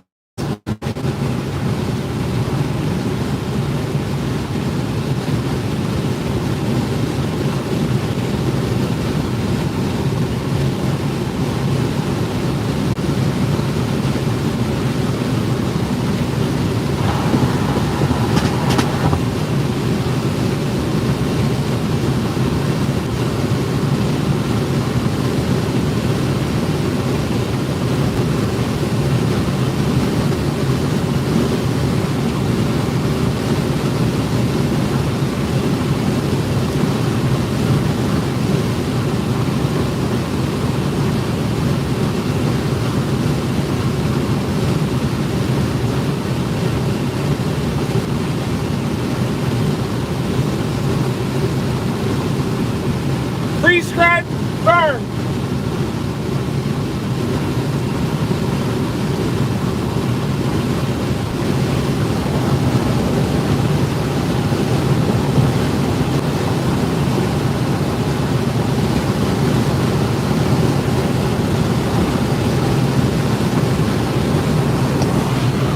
That southern anchor down there, the southern one west of Larned. The tail end of it looks like it's starting to get a little more cyclonic. It's starting to allow some inflow to come in on the southern flank. It's possible that southern tower is going to become dominant. It looks like a blob. Absolute monster blob.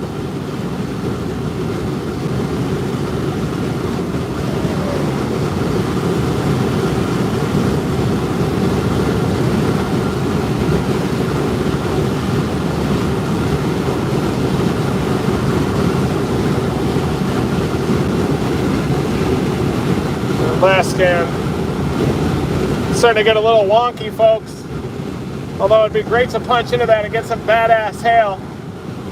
Probably some good structure too, especially as that southern one kind of interacts with the strengthening capping inversion. You're probably going to see some striations on it, a bit of a mothership type of an appearance. And my God, thank you guys for your super chat contributions. Thank you.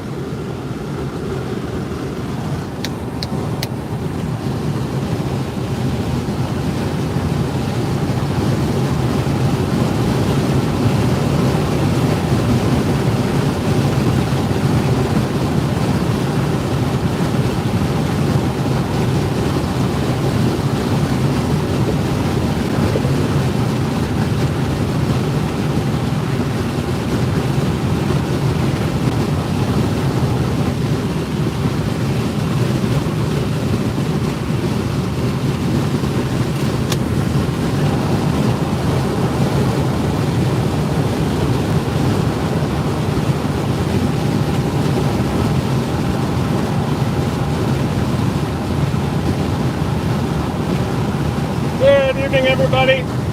I'm still cruising toward my target area tomorrow across eastern and southeastern Arkansas. But severe storms have erupted off the dry line, especially where that cold front merges with the dry line. And there is a severe thunderstorm warning, especially just to the west of the Larned, Kansas area. That one tried to show some supercell characteristics, probably produced hail even up to 2 inches in diameter. But it seems to be battling a little bit, battling maybe that shallow moisture. But eventually I think that that's going to keep chugging to the east. And as that low-level shear ramps up 200, 300, 400 2 to 1 kilometer shear, I think you're going to see a beautiful mothership and a narrow window for even a tornado or two.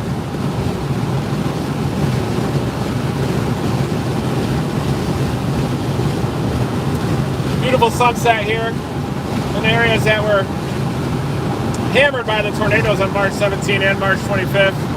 I'm headed westbound on 82, targeting eastern and southeastern Arkansas. And then as those approach the Mississippi River, probably targeting Pine Bluff down to Magnolia area tomorrow for a supercell initiation by as early as 3 or 4 p.m. And then that 50-knot low-level jet slides through eastern Kansas.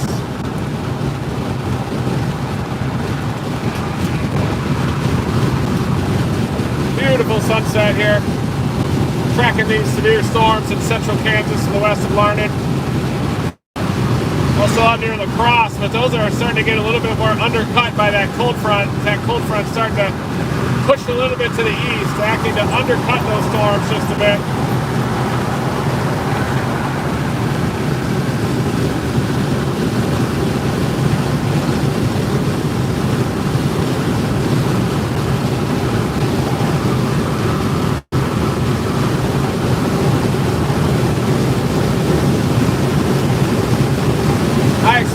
The greatest tornado potential to be tomorrow across eastern and southeastern Arkansas. But I do think that there is a threat of an isolated tornado tonight during a narrow window over the next hour or two in central Kansas with that southern cell. That one just to the west and southwest of Larned. There is a new storm. It's also trying to go up near the Kinsley area. That one could end up being the anchor as well, that's able to anchor into that strengthening low-level jet. But I'll be full-blown chase mode tomorrow, starting early. I'm going to be waking up very early in the morning, headed toward eastern and southeastern Arkansas.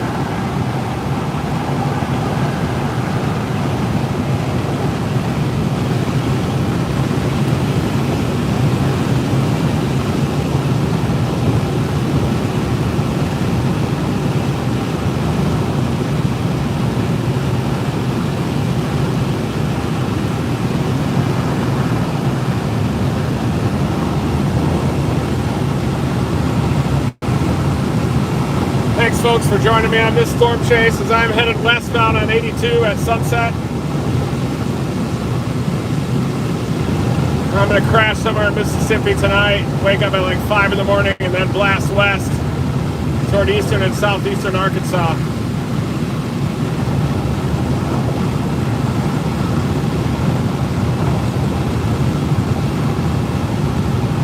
One thing that the ramp is showing is over the next hour or two, it's showing a blow up of that storm relative helicity. 3 to 400, 0 to 1 kilometer shear. Looks to happen here by about 1Z, about 8 p.m. The sun's setting here across the Mid-South, which means that you got a little more time until sunset across Kansas, where storm chasers are on that storm right now. I probably should have done my initial plan, flown into Oklahoma City, rented a car, blow the windows out, return the car, and then blast eastern Arkansas, blow the windows out again. But I can feel it in my bones. I'm going to be about 50 feet from a wedge tornado tomorrow in the middle of nowhere, not hurting anybody, somewhere across southeastern Arkansas. I'm going to break through. I can just feel it. It's going to happen. And I'll break through. We broke through on March 13 in a big way on the Texas Panhandle, the north of Clarendon there. But again, I'm watching this storm to the west of Larned, starting to develop some supercellular characteristics there. And as that storm survives with the low-level jet ramping up all around it, it's got some potential to produce a tornado.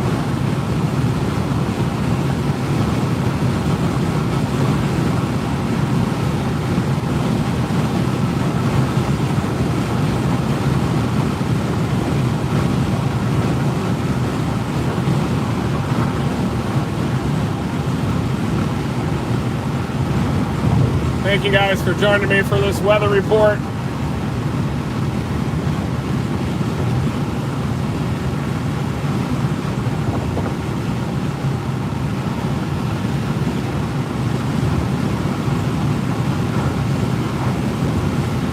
Man, keeps trying to.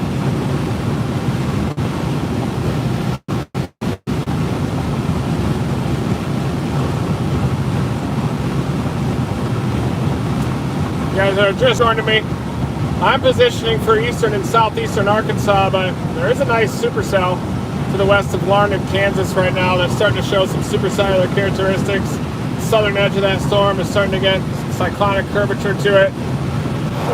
Looking at the RAP analysis, there's a lot less convective inhibition than the forecast models were indicating in the days leading up to this. And I think that's going to be a bias you're going to see amongst a lot of these models. Not only here in the Mid-South as you're leading up to it, there's some stratiform rain or kind of underdoing the instability that actually materializes with those breaks in the clouds happening. I think tomorrow is going to be a big day. I bet an enhanced risk. I bet they drop a 10%, add a 10% tornado probability to the mix. And it's going to be a big event.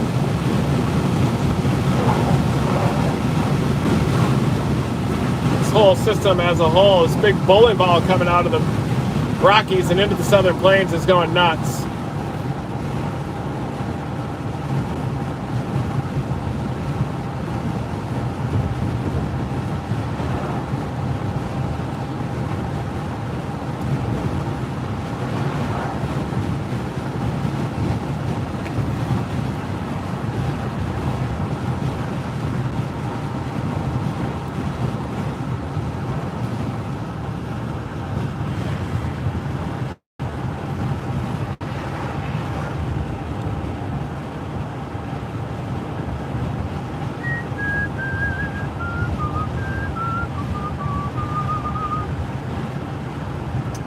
I do need to shoot an ASLive here at some point.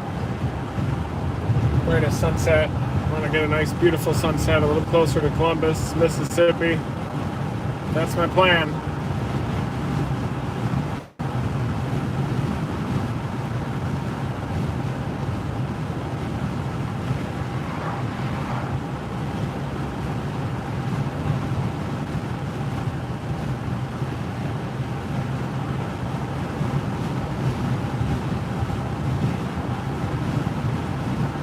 Only 37 miles out from Columbus.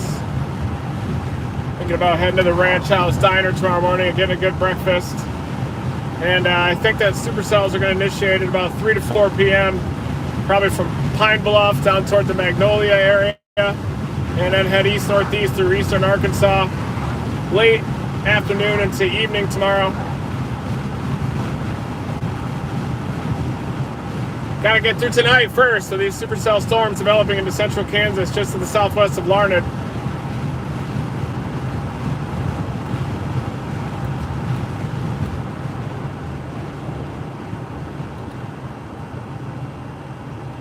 It's like a good area to shoot an ASLive coming up here and see the sky.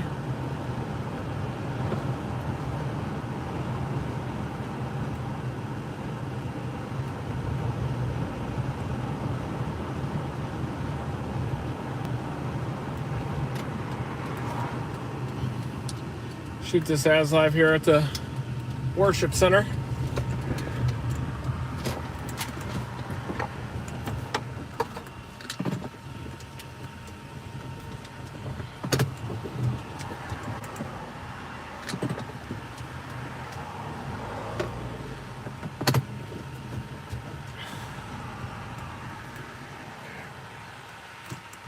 Alright, hold on folks. Just gotta shoot an ASLive here. Allergies blowing out my eyelids.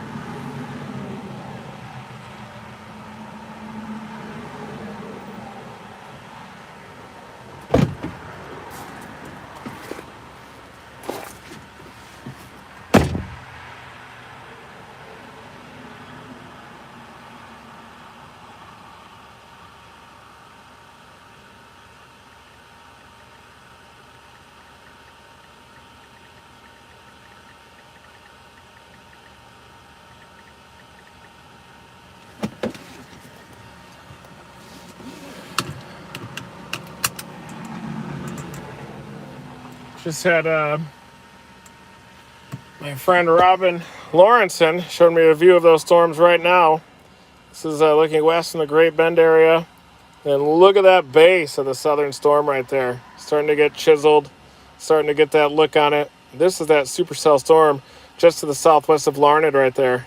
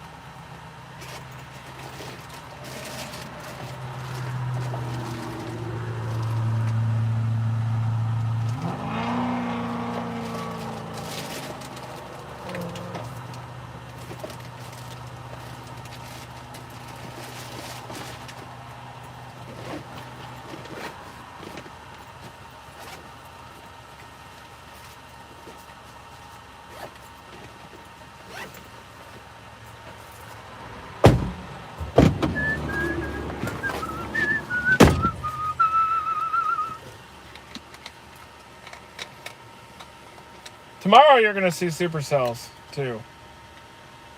Big tornadoes tomorrow. I have a feeling I'm going to break through tomorrow, folks.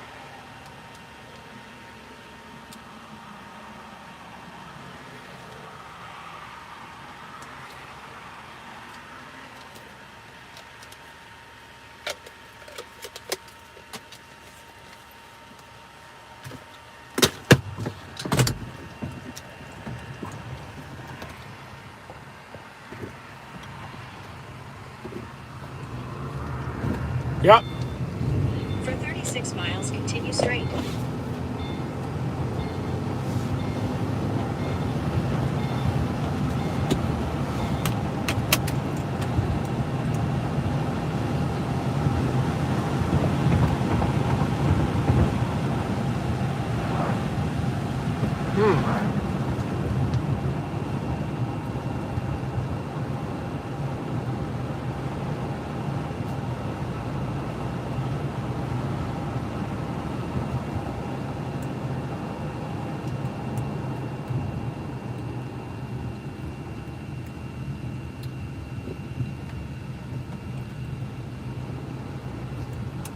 Pretty sure I stopped right there with that tornado off to the south in Noxubee County. And it lifted just as it was approaching reform. Such is how the cookie crumbles these days. What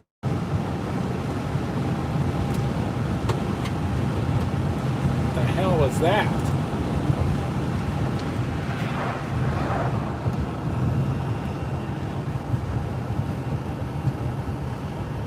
I'll tell you what, the life of a storm chaser has been. I'm really glad that I chose this path. You don't make very much money, that's for sure, but you do have a lot of fun. See a lot of crazy things, meet a lot of crazy people, see some absolute insane things. And when you're out here just storm chasing everything, you never know what you're going to see sometimes. When I was with AccuWeather covering those flash floods, those were intense. Working those flooding events. When I was with AccuWeather, we had a lot of those El Nino type of events in the Pacific, and that led to a really energized subtropical jet. So I was working flash floods all over the place back then. A couple of them were pretty intense. Got on that one in Columbia, South Carolina back in the day in like 2015. Maybe that was. Got on a big flood event down in Corsicana, Texas. Obviously covered the Hurricane Harvey floods, Hurricane Florence, and then working those flash floods in the monsoon season in the desert Southwest was insane. Teaming up with David Rankin, flash flood guru, the flash flood chasing expert, and running along the front edge of those debris flows down in southern Utah, Big Water, Utah. That was insane.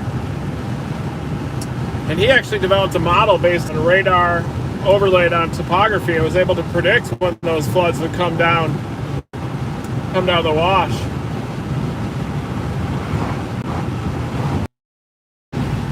We are coming up on a data hole, folks. This area between Columbus and Tuscaloosa does not have a lot of data.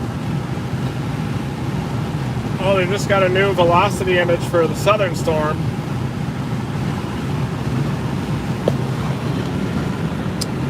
And you can see the mesocyclone, but a lot of this messiness out here looks like some isotropic lift getting lifted up and over a developing stable layer at the surface.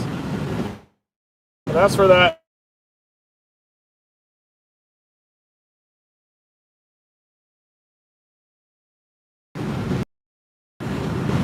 low key to anything. Do everything with max passion.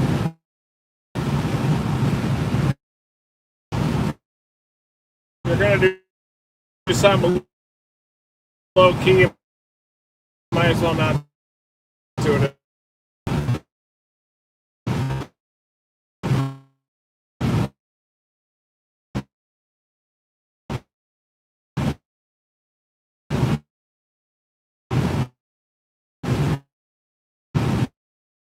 Let it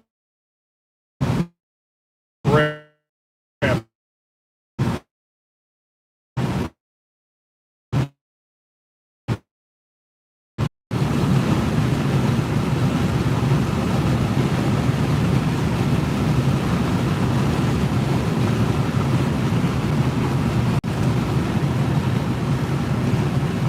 71 over 55 on my cyclone port unit.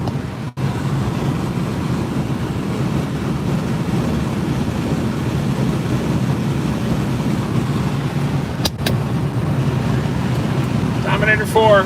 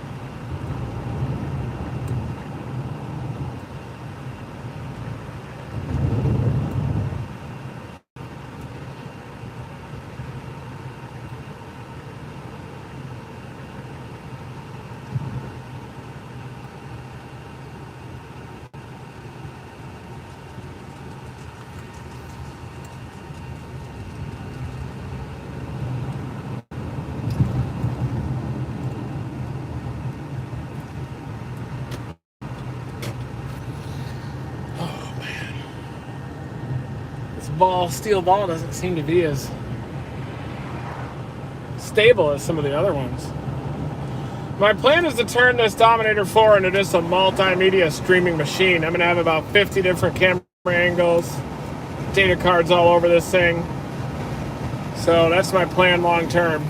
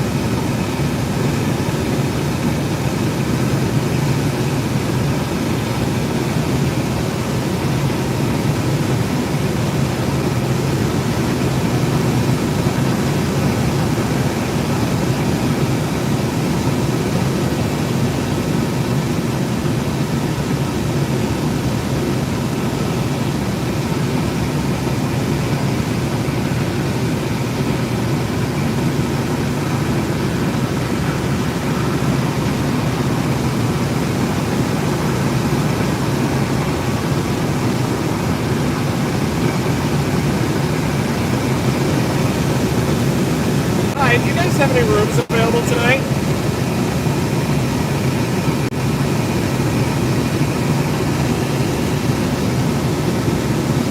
Okay, how many rooms do you have left? If I'm there in like...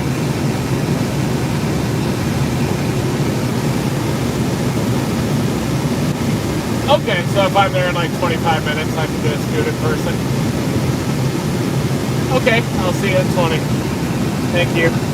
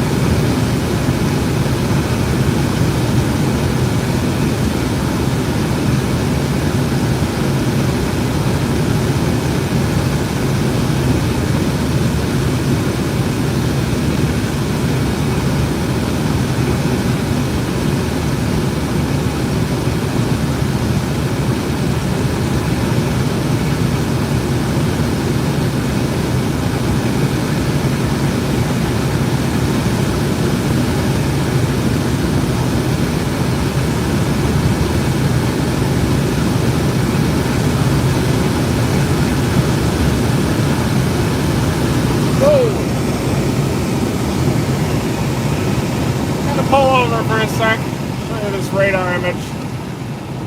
Kind of see it.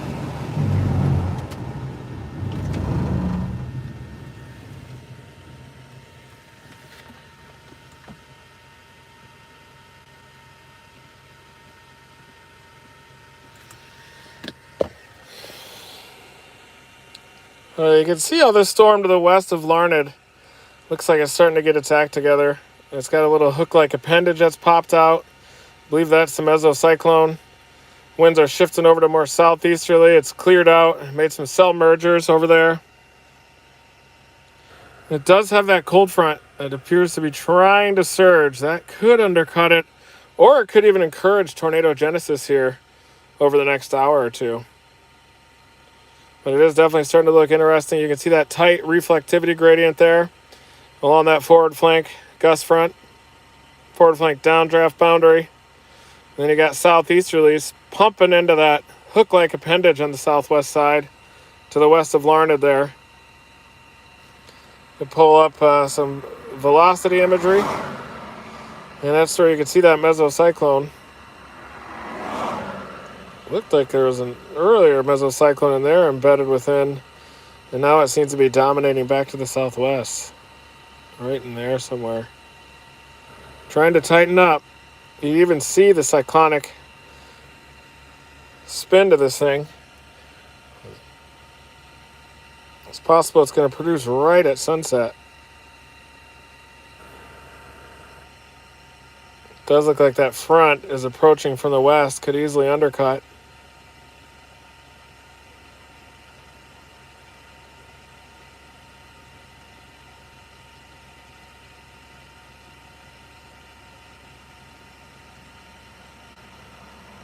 This is the Radar Omega app.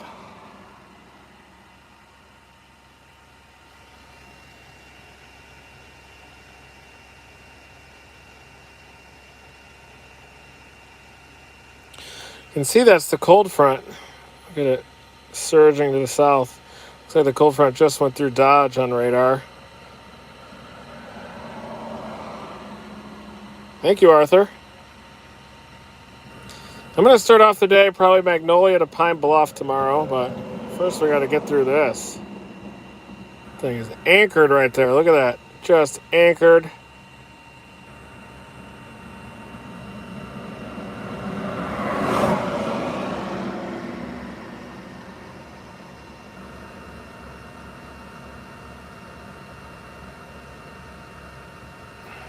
Here's Robin Lawrence's view. That's that base down there. That's the base of that supercell about 20 minutes ago. Thank you, Robin. Veteran storm chaser. Ooh. So you're starting to get some ripples. And then that hook right there, a couple little hooks. We'll see the windows now for it to produce.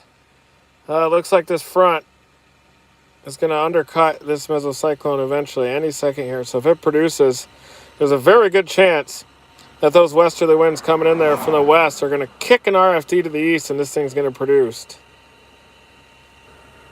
Anchored. Thank you, Krista. Much appreciated.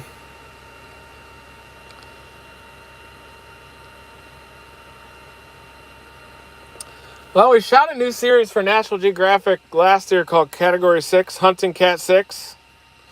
Shot through all tornado season and hurricanes, and it's going to start airing in May internationally. And then they're going to air it here after Wicked Tuna, I think during the fall. And they wanted to get the ratings first before they do a season 2, so we should be filming right now, but they're going to take a look and see how ratings do, and probably a nice way to cancel it, but we'll see. But we gave it everything we had. We shot during all the hurricanes. Hurricane Laura, Hurricane Sally, Hurricane Delta, Hurricane Zeta. Intercept Delta in 2 different countries, Mexico and Louisiana. And then the tornadoes. They saw about 4 or 5 tornadoes. A lot of noodles. Big hail, though. Massive hail. Big cone tornado. mega wedge that went up the western slopes of the Black Hills. Yeah, Larned, you're probably going to get hail cord. It's almost inevitable. Well, unless that thing can slide just north of town.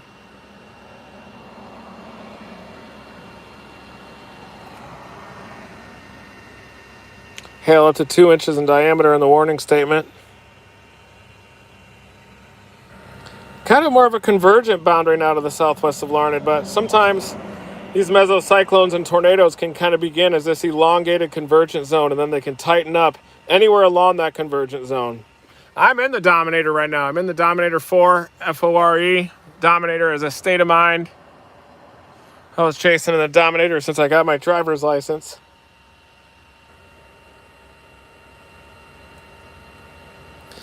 But I really want to see some more inflow picking up here to the east of Garfield. You start to see some pink streaming into this thing. That would signify big problems. No, I'm just posting lives and raw video edits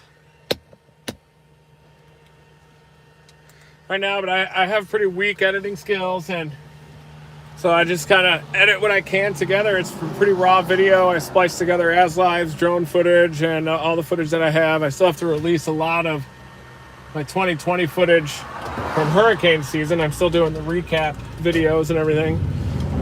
But try to do a lot of science too, the subsonic sensors, the surgenators, the rocket launches. I'm trying to finish this rocket paper. Finally just got out of school a few years ago. Got married and divorced in like 3 months. And pure life, purely dedicated to storm chasing from here on out. But I would like to start churning out episodes all the time, regular episodes, kind of like a Coyote Peterson does. So, but I do post videos for my chases right afterward, doing these live streams now, committing more to these live streams.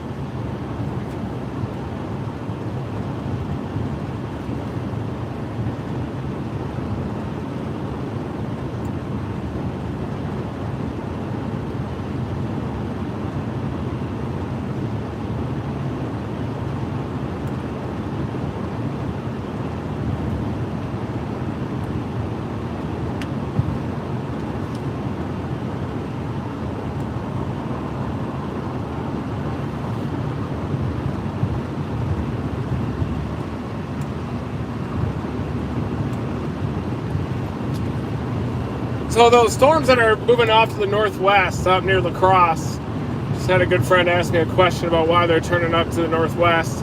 And you can see the cold front that's catching this complex from the back. It's undercutting those updrafts within the complex. And there are some embedded elevated supercells, though, within that cluster up near La Crosse. And that thing is just peeling off left splits. And those left splits are lifting up and over the shallow frontal inversion, kind of just rocketing off to the northwest over that cold air. And that's why you can occasionally see those cores just peel off to the left like that.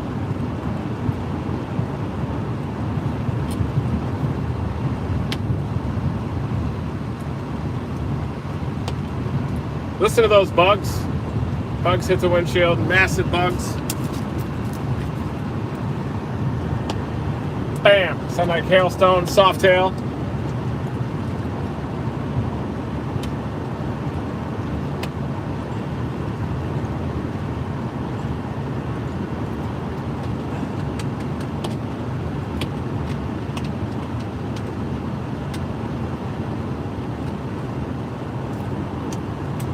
You know what line I've heard now like 3 times in the last week and I've never heard before in my life is soft as Charmin. I had someone tell me I'm soft as Charmin the other day. I heard it on sports radio. Heard someone else say it 3 times in a row in the last week and I've never heard it in the past before this.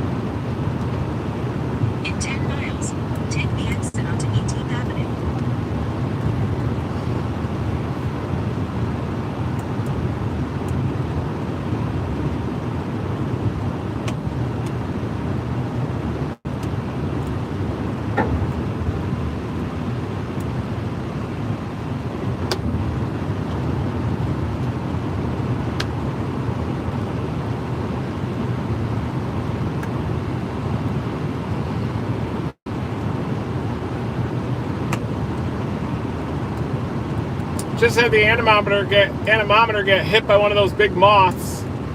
Did you guys hear that?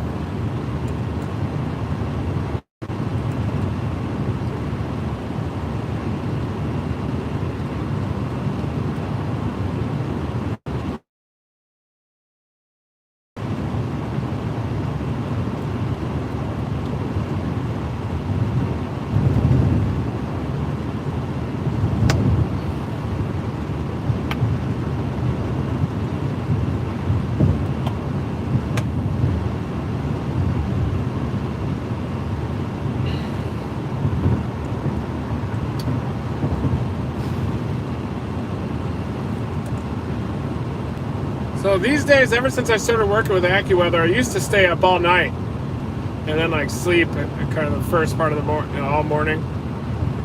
And ever since I started working for AccuWeather, then I started waking up at like 5 in the morning, going to sleep at 9.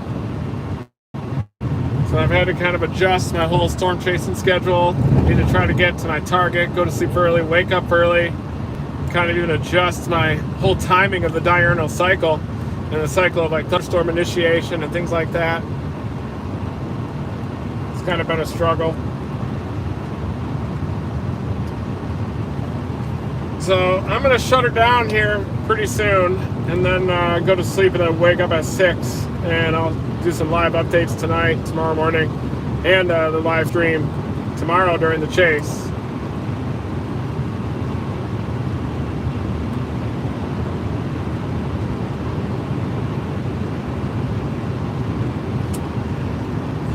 Yeah, it feels like I'm getting pollen in my eyes.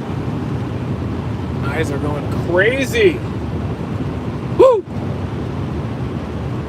Crazy pollen filled skies out here.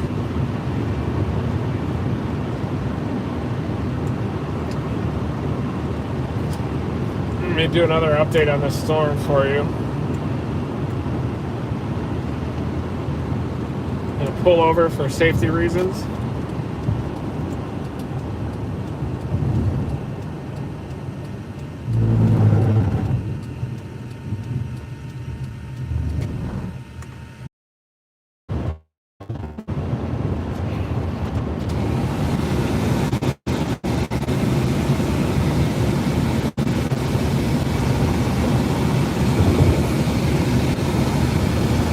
I'm back.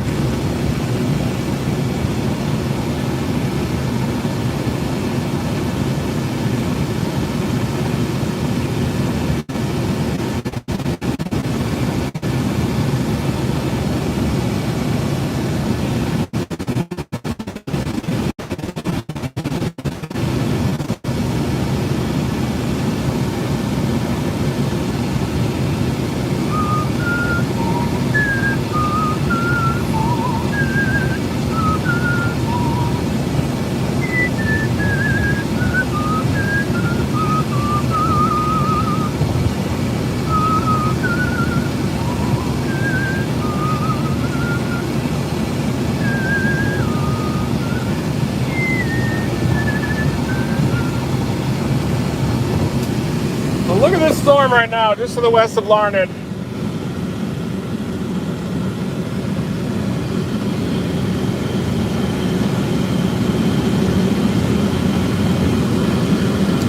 You can see that the front's interacting with it. Look at that kind of elongated southwest to northeast band of reflectivity. Kind of trying to push it up to the east-southeast even a little bit. Well, that's the storm of interest. It looked even more interesting there to the west of Larned a little bit ago. Robin Lawrenson, storm chaser on the ground, reporting southeasterly winds, inflow increasing out there.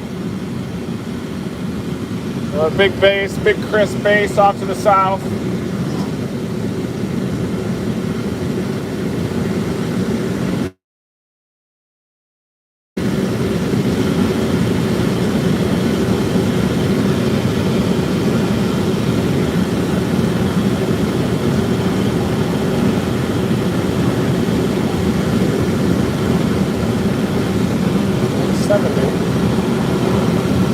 This is severe thunderstorm warning right now. Hail up to 2 inches in diameter, so it would be a very fun core punch on that storm to the west of Larned.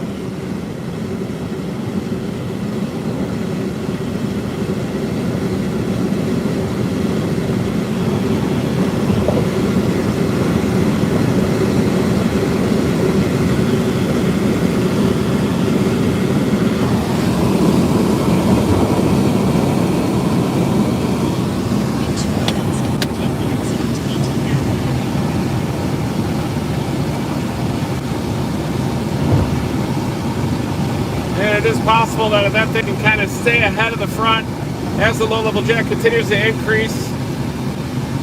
And ironically, when the convective inhibition also increases around it, that's when its tornado threat can continue to increase.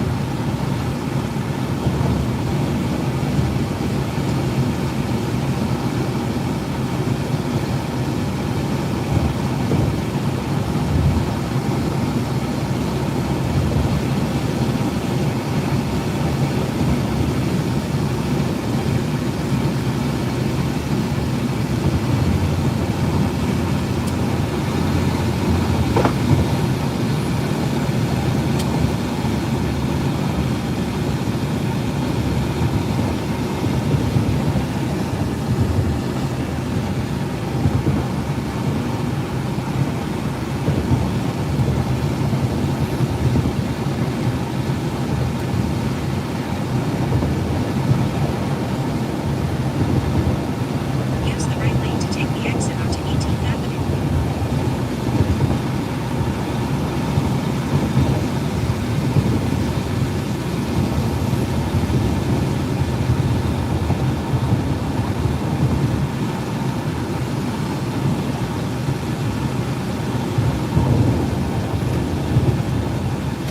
I'll stop here and break down the radar again real quick.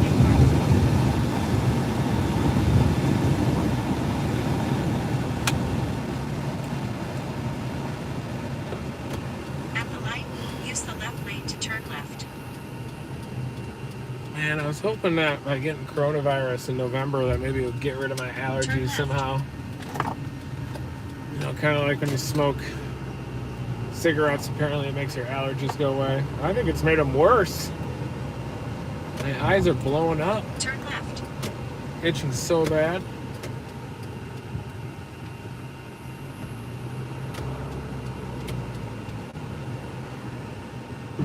Turn left onto 6th Street North.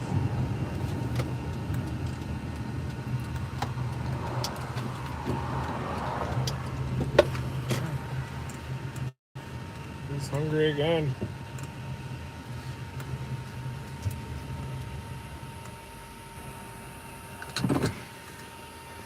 Do a quick radar breakdown here.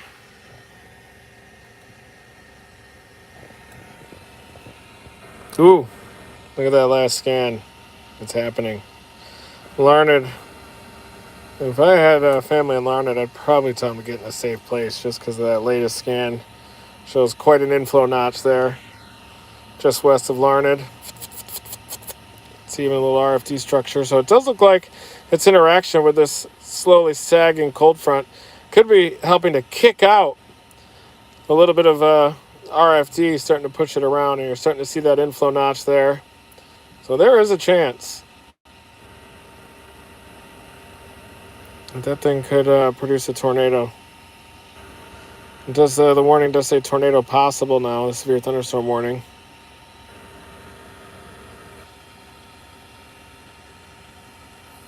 The whole area blowing up there. These are all largely elevated storms off to the north. This storm chaser is using Dixie Alley style chasing. Just waiting way up out in front ahead of the storm there.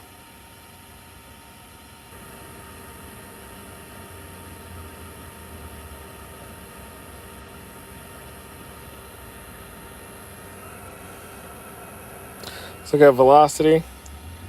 Yeah, you can see it start to tighten up to the southwest of Larned. Little RFD pop right there. Definitely some inflow coming in. Yep.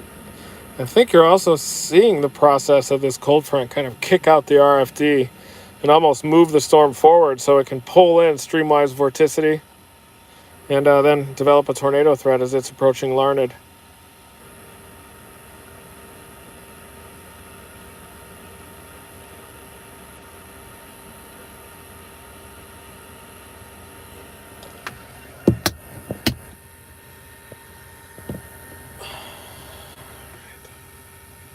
See if my report's on the ground.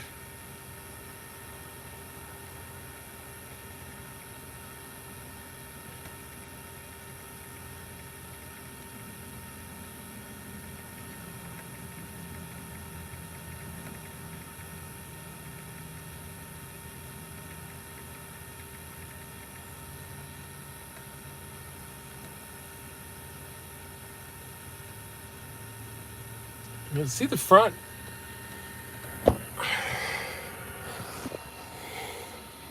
Almost, so this line here I think is kind of the cold front almost. And then you can see the mesocyclone there right along it.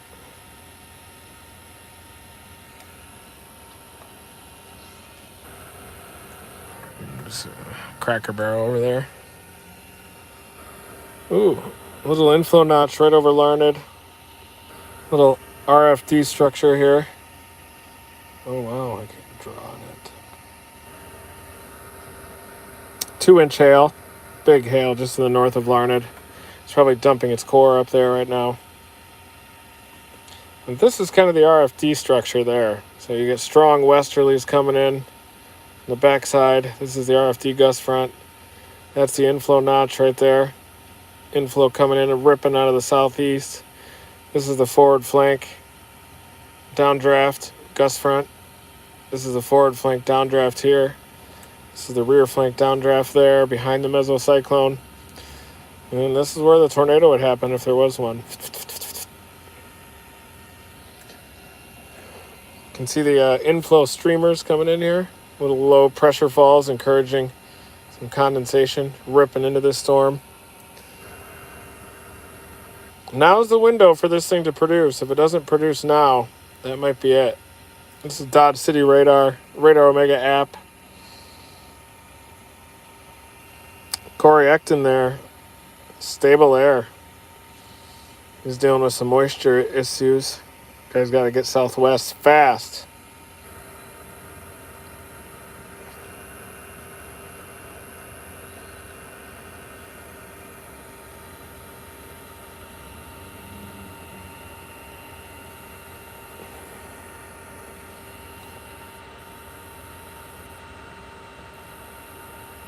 I've heard of Bill Reed.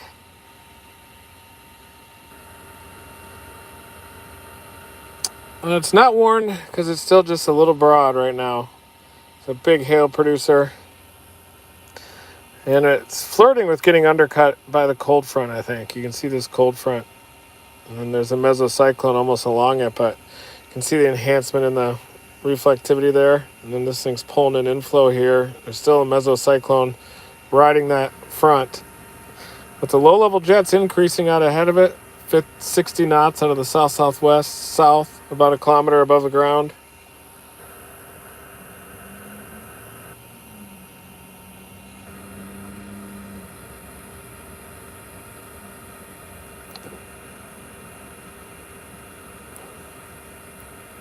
It does appear to have the front. Here you can see the cold front. We'll have to see if the cold front, which is, it's got northwesterlies back behind it, if the cold front can undercut it or if this thing can effectively move off the cold front. And you got a big low-level jet here counterbalancing everything.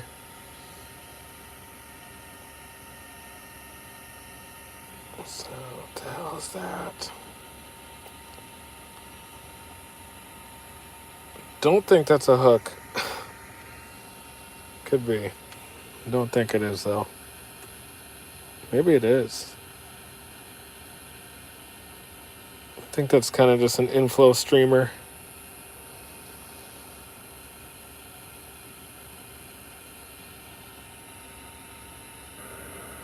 I'm not seeing it too tight yet. A little RFD popped down to the south. And behind that area, it's probably what's causing that little area of condensation to stick out there. I don't think that's a hook. I think that's an inflow streamer coming in there, ripping southeast to northwest, and then getting some pressure falls. You more easily get condensation along that zone. You can see evidence of them up here too. I think this thing is about to get undercut by the front. But you never know. When that low-level jet ramps up, it can go crazy. I'm in eastern Arkansas getting ready for tomorrow. I'm going to dominate tomorrow. See, that's not a hook. That's a separate little tower, probably.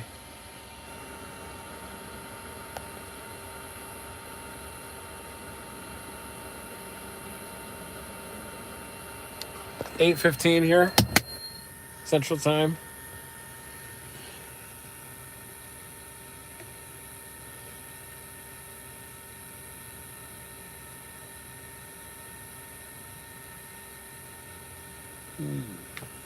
Here's what we got. Well, see all that blue coloring? That's convective inhibition, or basically anti-CAPE. That shows the development of negative buoyancy near the low levels as you lose daytime heating. And so what's happening is these are starting to get elevated over top that. But sometimes there's a narrow window when this convective inhibition is ramping up that the low-level jet accelerates, and you get big-time low-level shear with that. And that's what's happening right now. And sometimes that shear can be so strong, and the slow erosion of the slow development of a nocturnal inversion can be so slow. Or more likely, the shear is so strong and the low-level mesocyclone is capable of drilling through that shallow, stable layer. And look at that low-level storm relative helicity there, ramping up in excess of 400 to 500. So if this thing's going to produce, it's going to do it now. As that convective inhibition is building in, causing the surface winds to go more southeast as well. And then the low-level jet over top going 50 to 60 knots. Yeah, I should have flown in there. I had a rental car out of Oklahoma City, but I decided not to fly there and chase this and instead just target eastern Arkansas tomorrow because the tornado threat looks so good tomorrow. Yeah, I'm sweating it out now.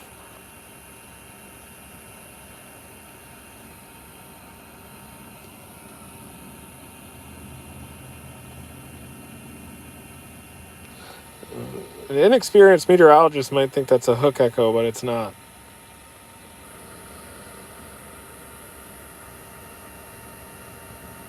Yeah, Bill Reed's an awesome chaser. Great guy. Great photographer.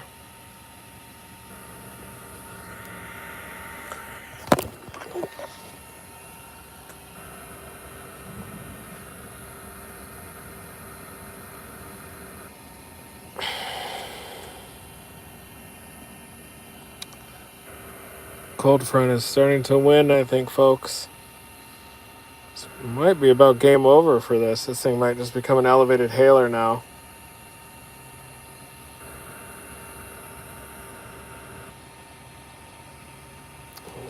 Corey's dropping southwest.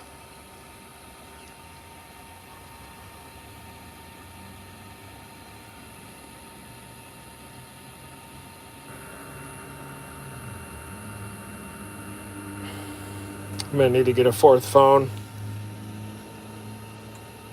Burner.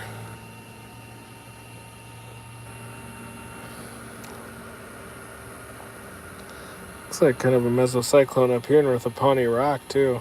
It's elevated, but it could be associated with some bigger hail, too. It's interesting.